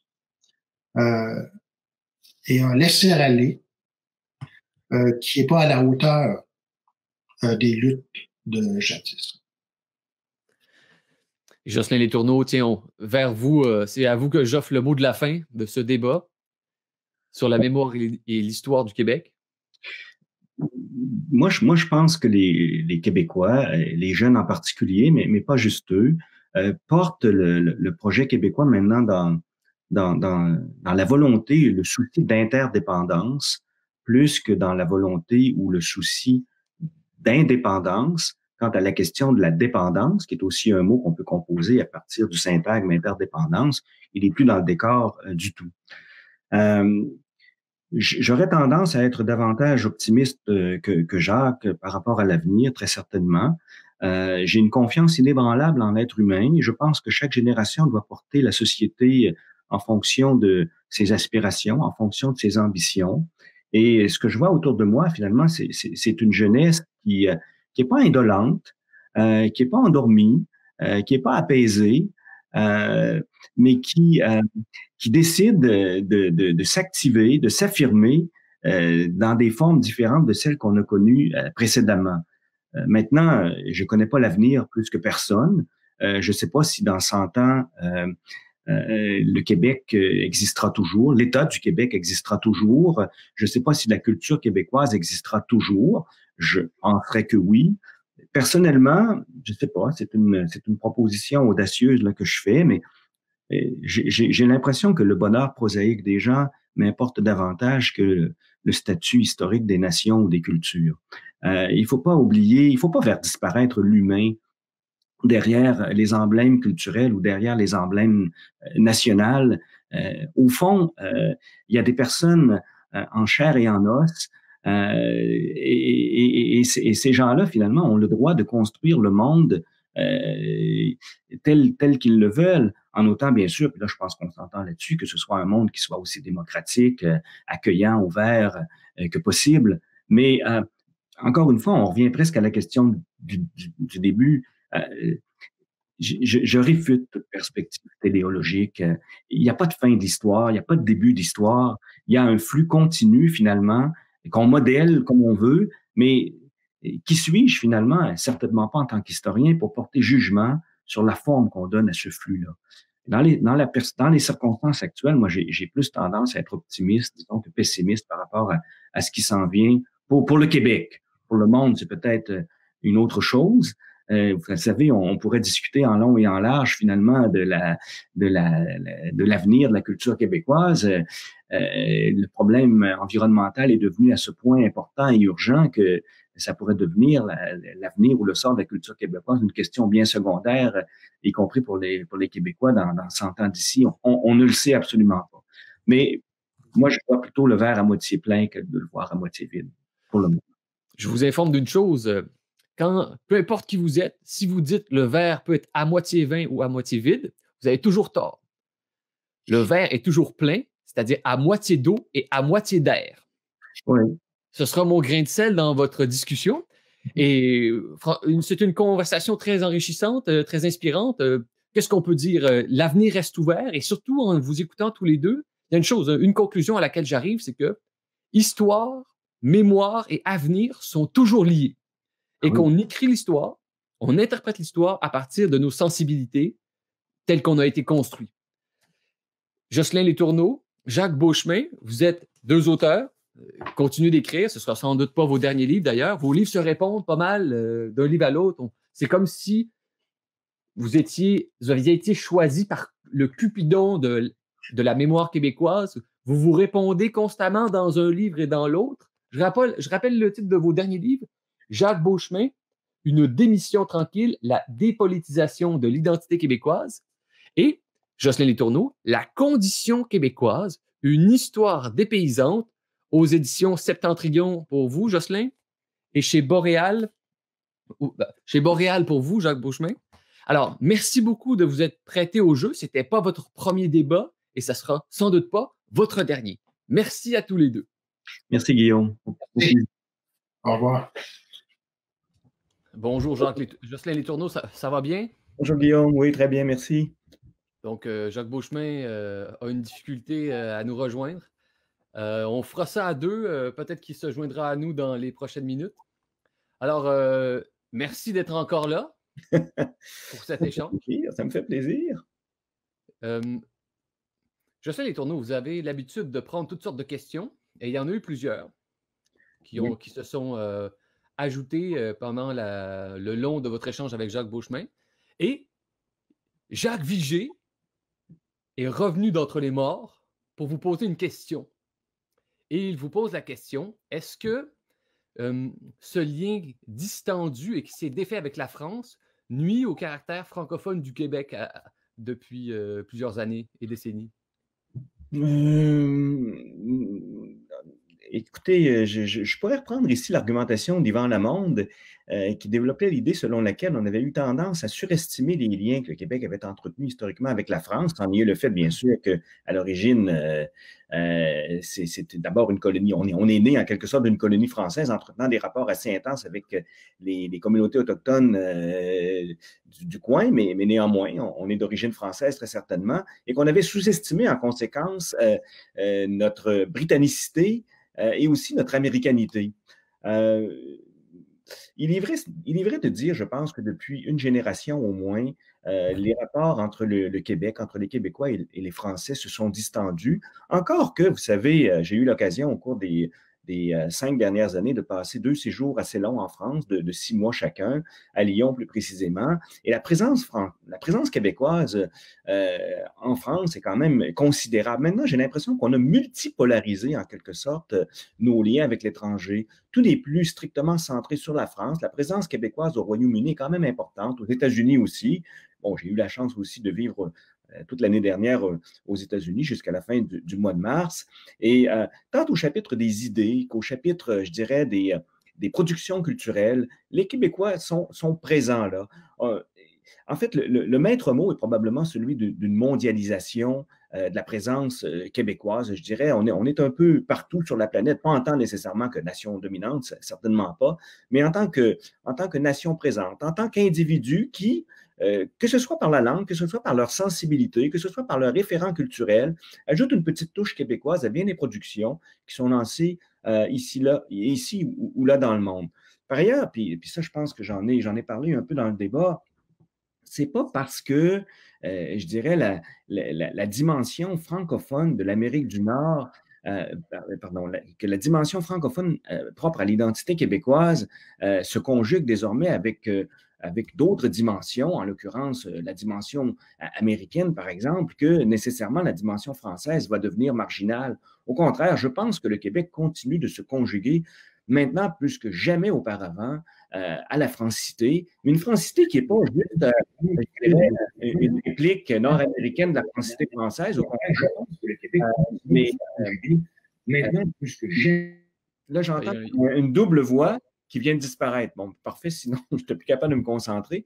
Mais une francité proprement québécoise. Donc, l'un des aspects est aussi celle de la nord-américanité. On est des francophones vivante en Amérique du Nord. Je pense qu'on ne peut pas le nier. Et ce double aspect, finalement, éperonne en quelque sorte notre identité et la fait se conjuguer à beaucoup de référents tout à la fois. Et c'est peut-être là qu'est la spécificité québécoise, finalement. Jacques Beauchemin, bonjour. Bonjour.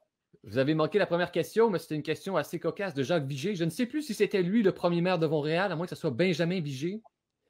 Les gens pourront vérifier très rapidement sur Internet, qui posait la question, est-ce que le détachement avec la France a nui à la vitalité du français au Québec et à la francophonie québécoise?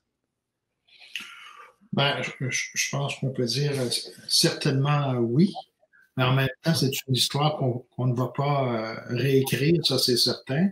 Mais oui, je pense que si le Québec avait été demeuré en lien étroit avec la France, ce qui n'a pas été le cas tout au long du 19e siècle, à toute fin pratique, le Québec d'aujourd'hui serait une société très différente, ça c'est certain.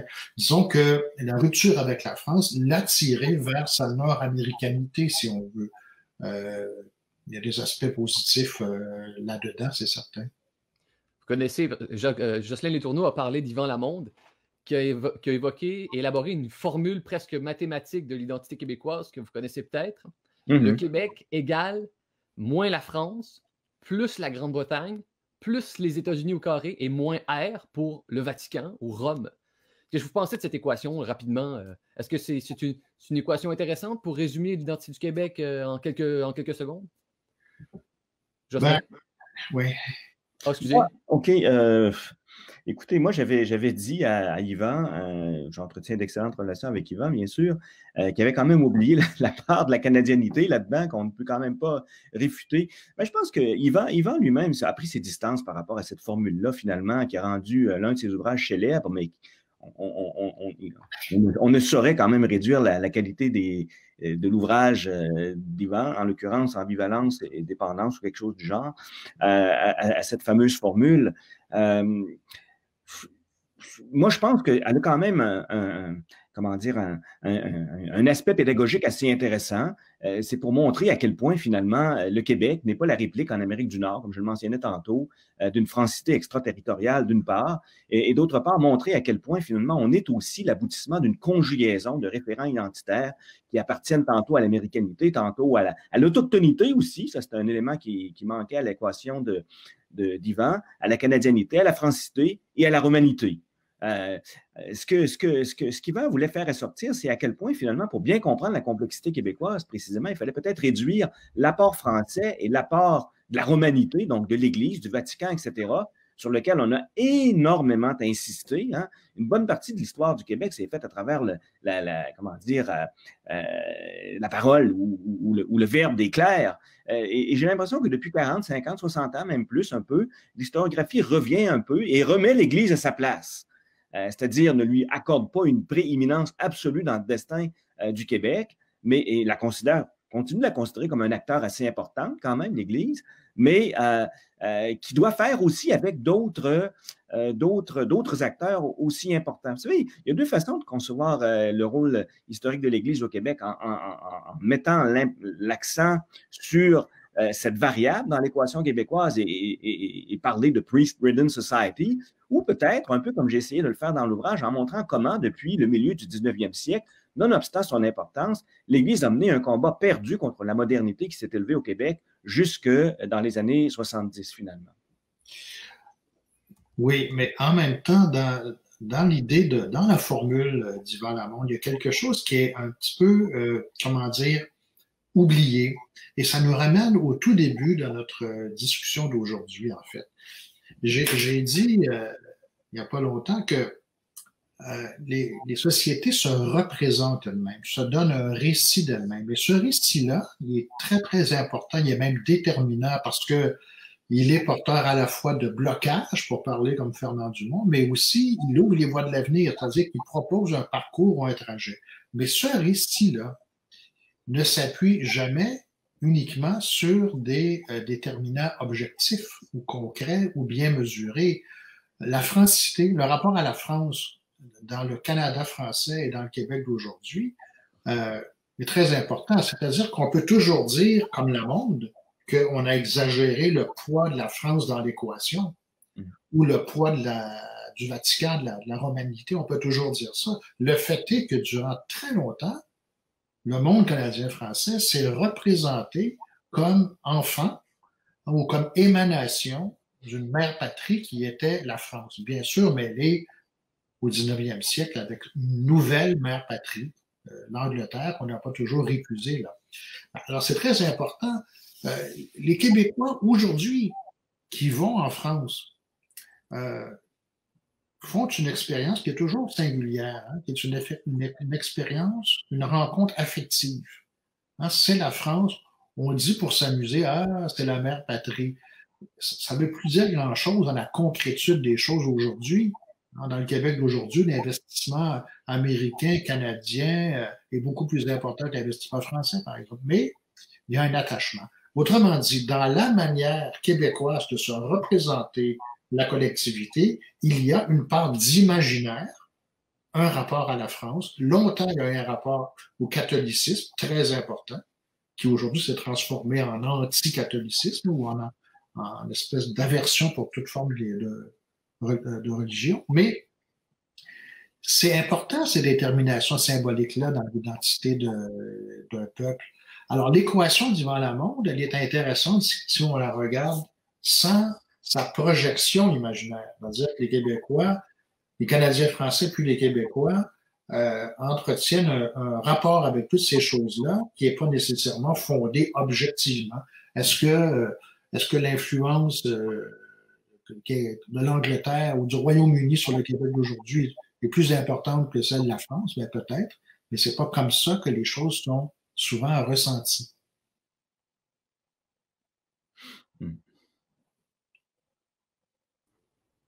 Ah, désolé, je suis de retour. Vous savez, il y a beaucoup de gens qui posent des questions. On ne fera pas tout le débat que vous avez déjà fait. Il y a une très bonne question de Benoît Montmigny. Vous avez effleuré ce sujet-là, de la diversité et tout. Et il pose une question. Vous y avez déjà répondu, je sais, dans votre vie, peut-être une quinzaine de fois, au moins, si ce n'est pas 10 fois plus. Avez-vous des conseils pour enseigner l'histoire du Québec aux nouveaux arrivants?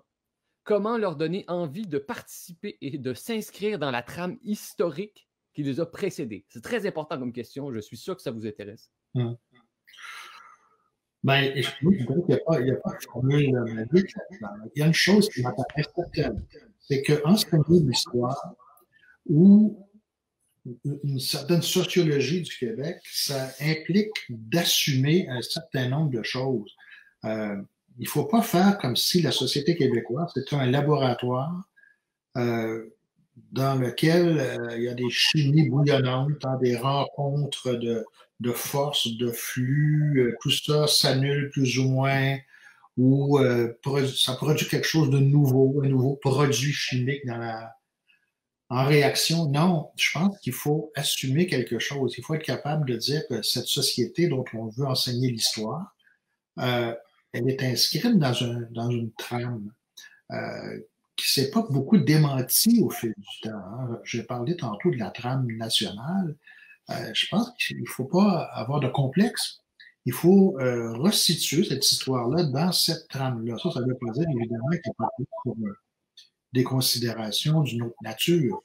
Il n'y a pas seulement eu des nationalistes dans l'histoire du Québec qui ont voulu faire la nation québécoise souveraine et tout le reste. Mais je pense qu'il faut, autrement dit, la réponse à la question, c'est assumer clairement, sans gêne et sans complexe, le fait que nous parlons d'une société particulière en Amérique du Nord qui s'est donnée sous la figure d'une nation en marche. Cela dit, évidemment, ça n'arrête pas un ensemble de problèmes historiographiques et sociologiques très importants sur ce qu'on va mettre dans cet enseignement-là exactement. Mais la trame, je pense qu'il faut la rappeler, mais surtout l'affirmer sans retenue, sans gêne, parce qu'actuellement, c'est ce qui domine les sciences sociales. On a beaucoup de difficultés à dire ces choses-là sans gêne, parce que c'est comme si ça renvoyait une posture de repli ou pas suffisamment inclusive, alors que ça n'a rien à voir. Mais moi j'ajouterais que le problème est précisément là, c'est-à-dire d'élaborer une trame qui soit suffisamment complexe pour permettre aussi à tous ceux qui ne se définissent pas ou qui ne se sont pas définis comme étant des francophones d'héritage canadien-français, de trouver aussi leur place, dans la mesure où cette trame-là, elle n'est pas univoque, elle n'est pas unilatérale, mais elle joue sur les ambiguïtés continuelles, y compris au chapitre de l'intention nationale des Québécois.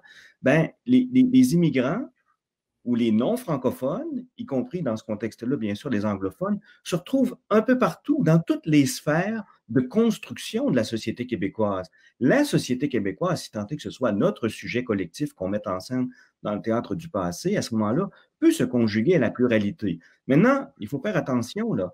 C'est-à-dire que, en tout cas, quand moi j'ai pensé à élaborer la trame de mon histoire, il ne s'agissait pas de faire une histoire des immigrants au Québec ou une histoire du Québec qui ne corresponde qu'aux attentes ou aux ambitions des immigrants ou des femmes ou des groupes ou des identités particulières, peu importe laquelle.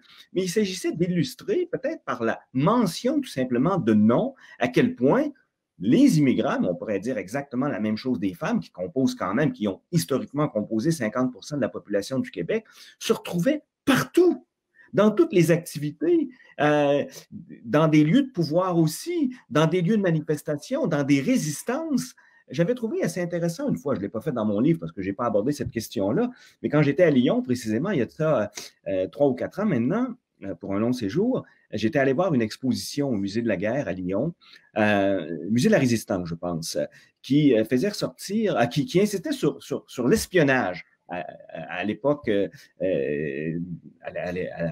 la Deuxième Guerre mondiale, bien sûr, pour montrer à quel point il y avait aussi parmi les espions, traditionnellement, on pense qu'il n'y a d'espions que d'hommes, plein de femmes aussi. Or, ce n'était pas une histoire, je dirais, des femmes espionnes, mais c'était une histoire de l'espionnage français, associé à la collaboration, bien sûr, à cette époque-là à Lyon, mais où les femmes prenaient une place importante. Je pense qu'on doit faire la même chose maintenant avec la question, avec les immigrants qui, parfois, se sont alliés, ont été, je dirais, associés aux francophones dans l'édification de la société québécoise, dans une certaine orientation, mais en d'autres occasions, ont été plutôt du côté d'autres personnes, y compris parfois des francophones, qui se sont opposés à un projet. Donc, ils sont un peu tout partout. Mais on évite à ce moment-là de cantonner les immigrants ou de réduire les immigrants à un groupe, en quelque sorte, à côté de la trame principale de l'histoire du Québec. Et on évite aussi, je dirais, cette espèce de tendance qui est très populaire aujourd'hui, de faire une histoire de chaque groupe d'immigrants. En évitant peut-être de les intégrer à la trame principale de l'histoire québécoise. Moi, c'est un peu là-dessus que je jouerais, je dirais, et que je ferais l'histoire du Québec, si tant est que j'avais, je le fais, de toute façon, je l'écris, enfin, je contribue à l'écrire, je contribue à l'enseigner, bien sûr, c'est un peu comme ça que je présente les choses. Jacques Beauchemin, Jocelyn Letourneau, encore une question qui vous a interpellé sans doute toute votre carrière. Vous avez abordé dans l'entrevue toute la question des défaites. Et là, Raphaël Gagny, que vous connaissez bien, Jocelyn Letourneau, oui. Je crois. Je ne sais plus s'il est encore votre étudiant au doctorat, en tout cas, les gens vérifieront. Non. Raphaël pose la question, comment se fait-il qu'une mémoire collective de perdants ait fécondé une identité collective plus ambivalente que victimaire? Au fond, surestime-t-on la capacité de la mémoire collective québécoise à nous forger? Que je résume au fond, cette question-là pose une chose toute simple, c'est est-ce qu'il y a un surdéterminisme dans l'histoire du Québec qui influence inévitablement notre conception de l'identité québécoise? Les défaites, la conquête, les patriotes, les référendums, le lac Meach, etc. Un surdéterminisme historique qui façonne obligatoirement notre histoire et notre conception collective. Il y a une détermination lourde dans l'histoire du Québec et dans la représentation que les Québécois se font d'eux-mêmes, et c'est la condition de minoritaire. Depuis la conquête anglaise, ça habite la conscience historique québécoise, cette certitude, ce vécu aussi de minoritaire. Ça n'a pas toujours été vécu sur le mode du tragique, hein?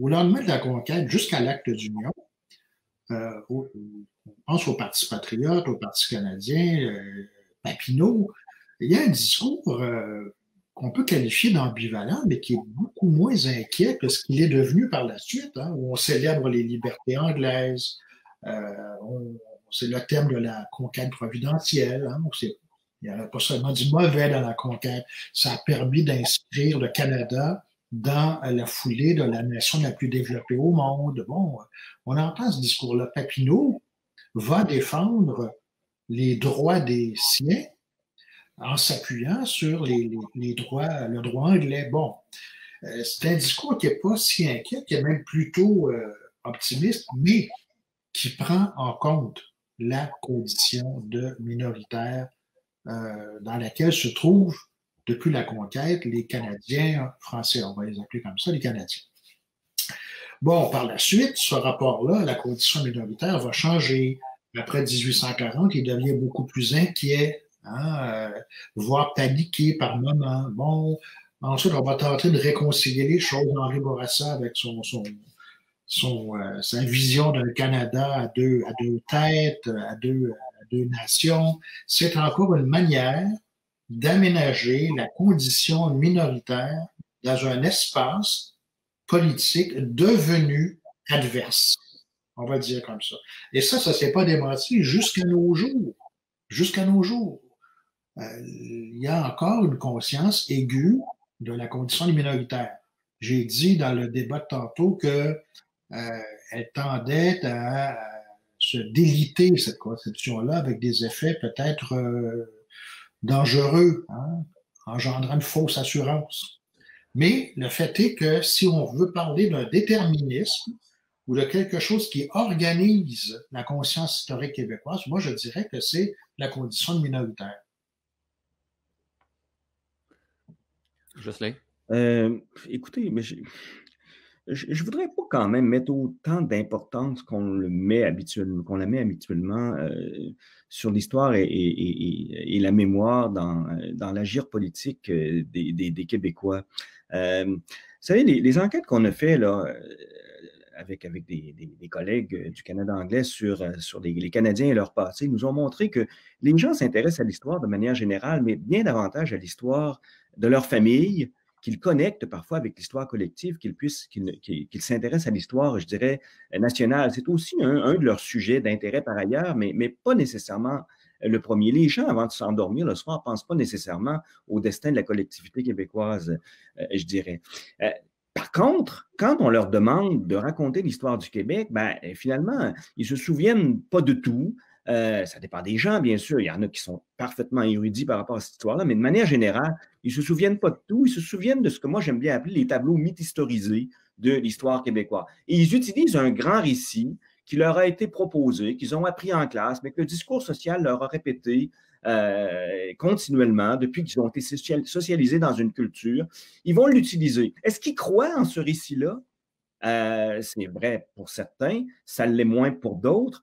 Et moi, le pari que je fais, c'est de dire que si tant est qu'un autre récit, pas complètement différent, on peut quand même pas revenir sur un certain nombre d'épisodes absolument fondamentaux de notre histoire collective, la conquête, les rébellions, mettez-en si vous voulez, mais interprété différemment, ces gens-là seraient peut-être ouverts à une autre histoire du Québec qui rouvrirait éventuellement la question de l'identité québécoise, à savoir d'où venons-nous, qui sommes-nous, où allons-nous? Moi, j'ai l'impression, je le répète, qu'on est entré dans une phase, dans un moment identitaire où ces questions-là sont encore à l'ordre du jour et les jeunes tentent à leur apporter de nouvelles réponses par rapport aux réponses qui leur avaient été précédemment apportées. Maintenant, quand on dit que les Québécois sont ambivalents, c'est un concept qui est utile, à mon avis, pour montrer à quel point les Québécois sont divisés. Hein, on est en présence d'une collectivité, finalement, qui n'est pas unanime autour d'un même projet, qui n'est pas unanime autour d'une même définition de ce qu'elle est et qui n'est pas unanime par rapport à son avenir, par rapport à son espace d'expérience,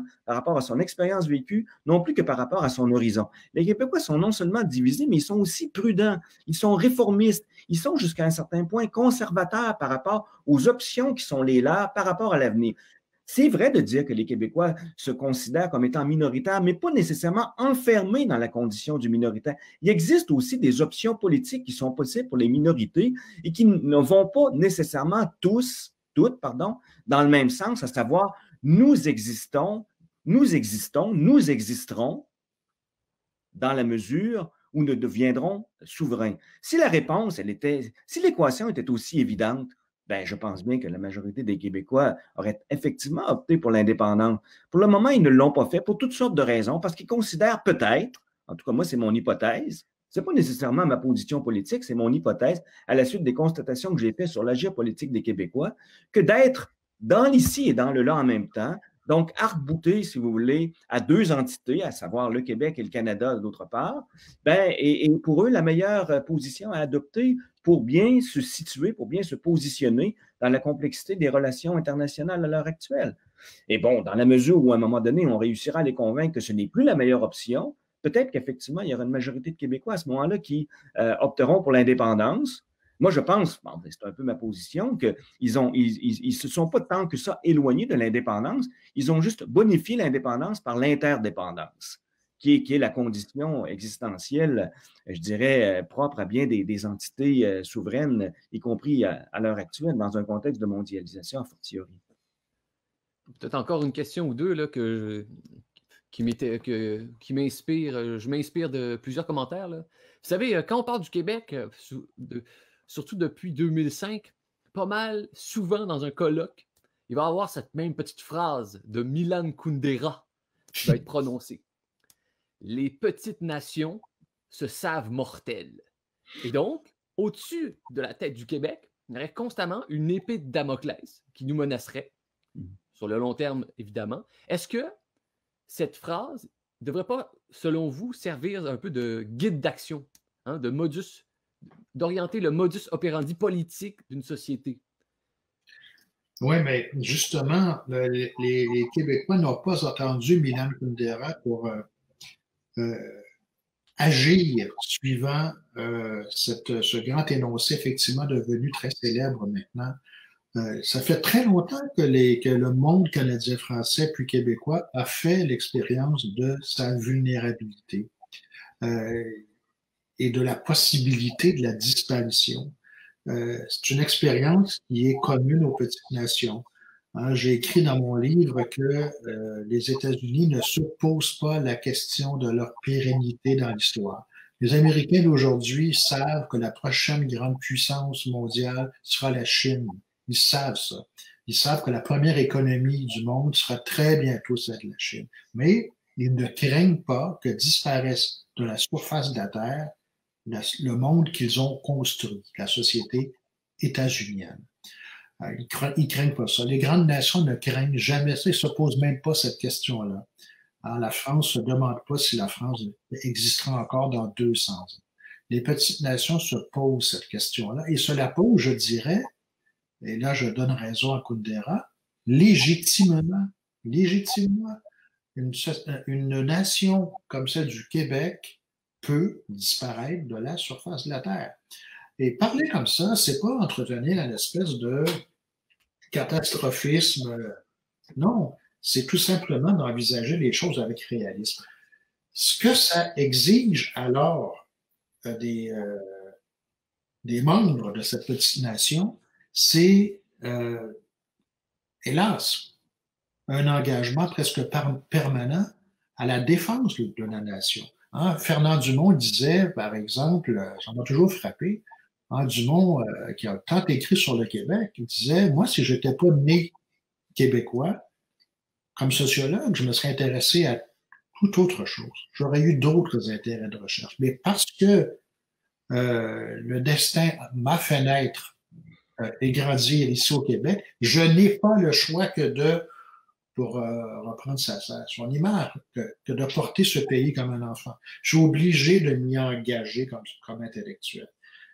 Moi, je suis très, très proche de ce sentiment qui est celui de Dumont.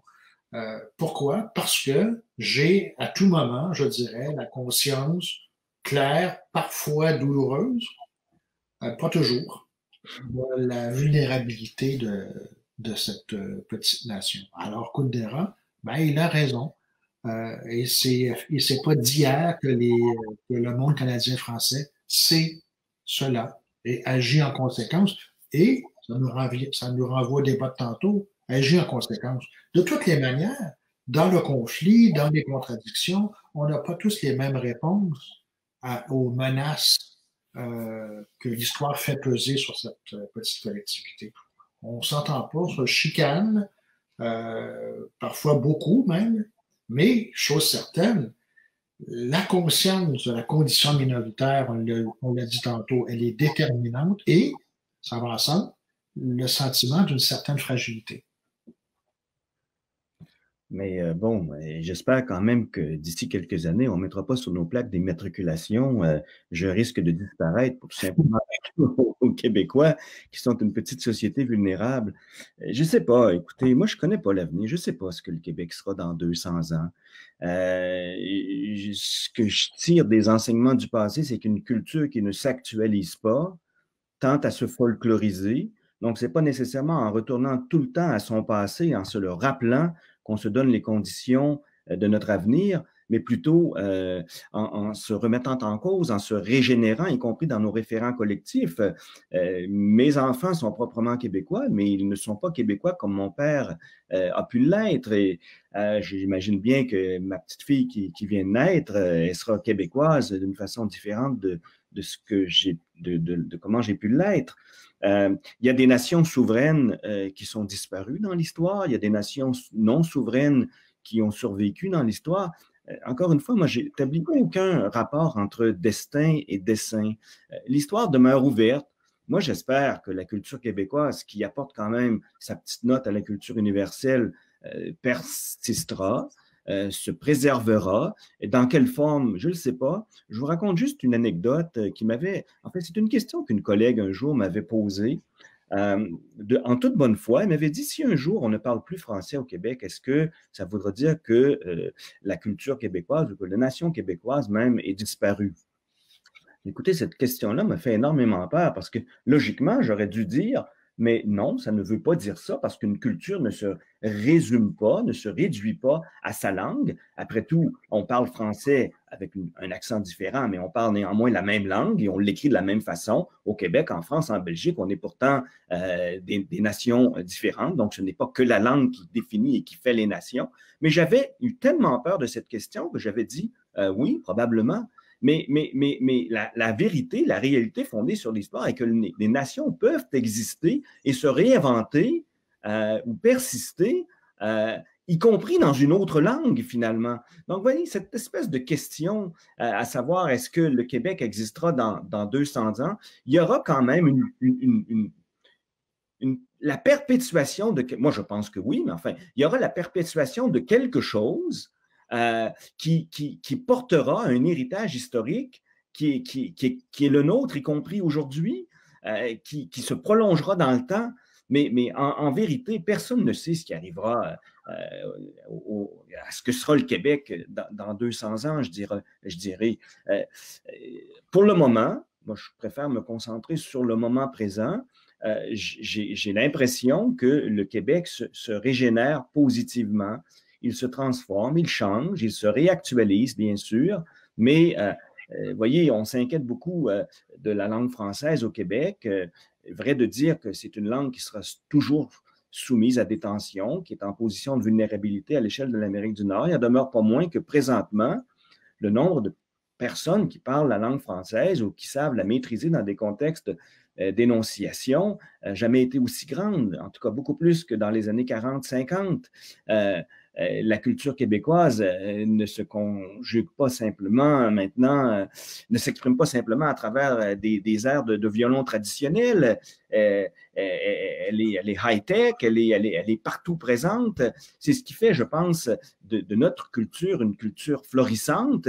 Elle se reconnaît dans ses expressions françaises, bien sûr, qui sont largement dominantes, mais aussi dans ses expressions linguistiques et culturelles provenant d'autres cultures formant ensemble la culture québécoise. Cette espèce de reconnaissance voulant que le Québec, que la culture québécoise soit une culture d'emprunt, mais qui réussit aussi à régénérer ces emprunts-là pour en faire quelque chose de nouveau, est importante dans la mesure où elle marque ce que moi j'aime bien appeler la décolonisation finalement de notre rapport à nous-mêmes et de notre rapport aux autres. On s'assume dans ce qu'on est et sur cette base-là, on peut peut-être se projeter dans un avenir qu'on colonisera avec nos formes plutôt que de se laisser coloniser par les formes de l'autre.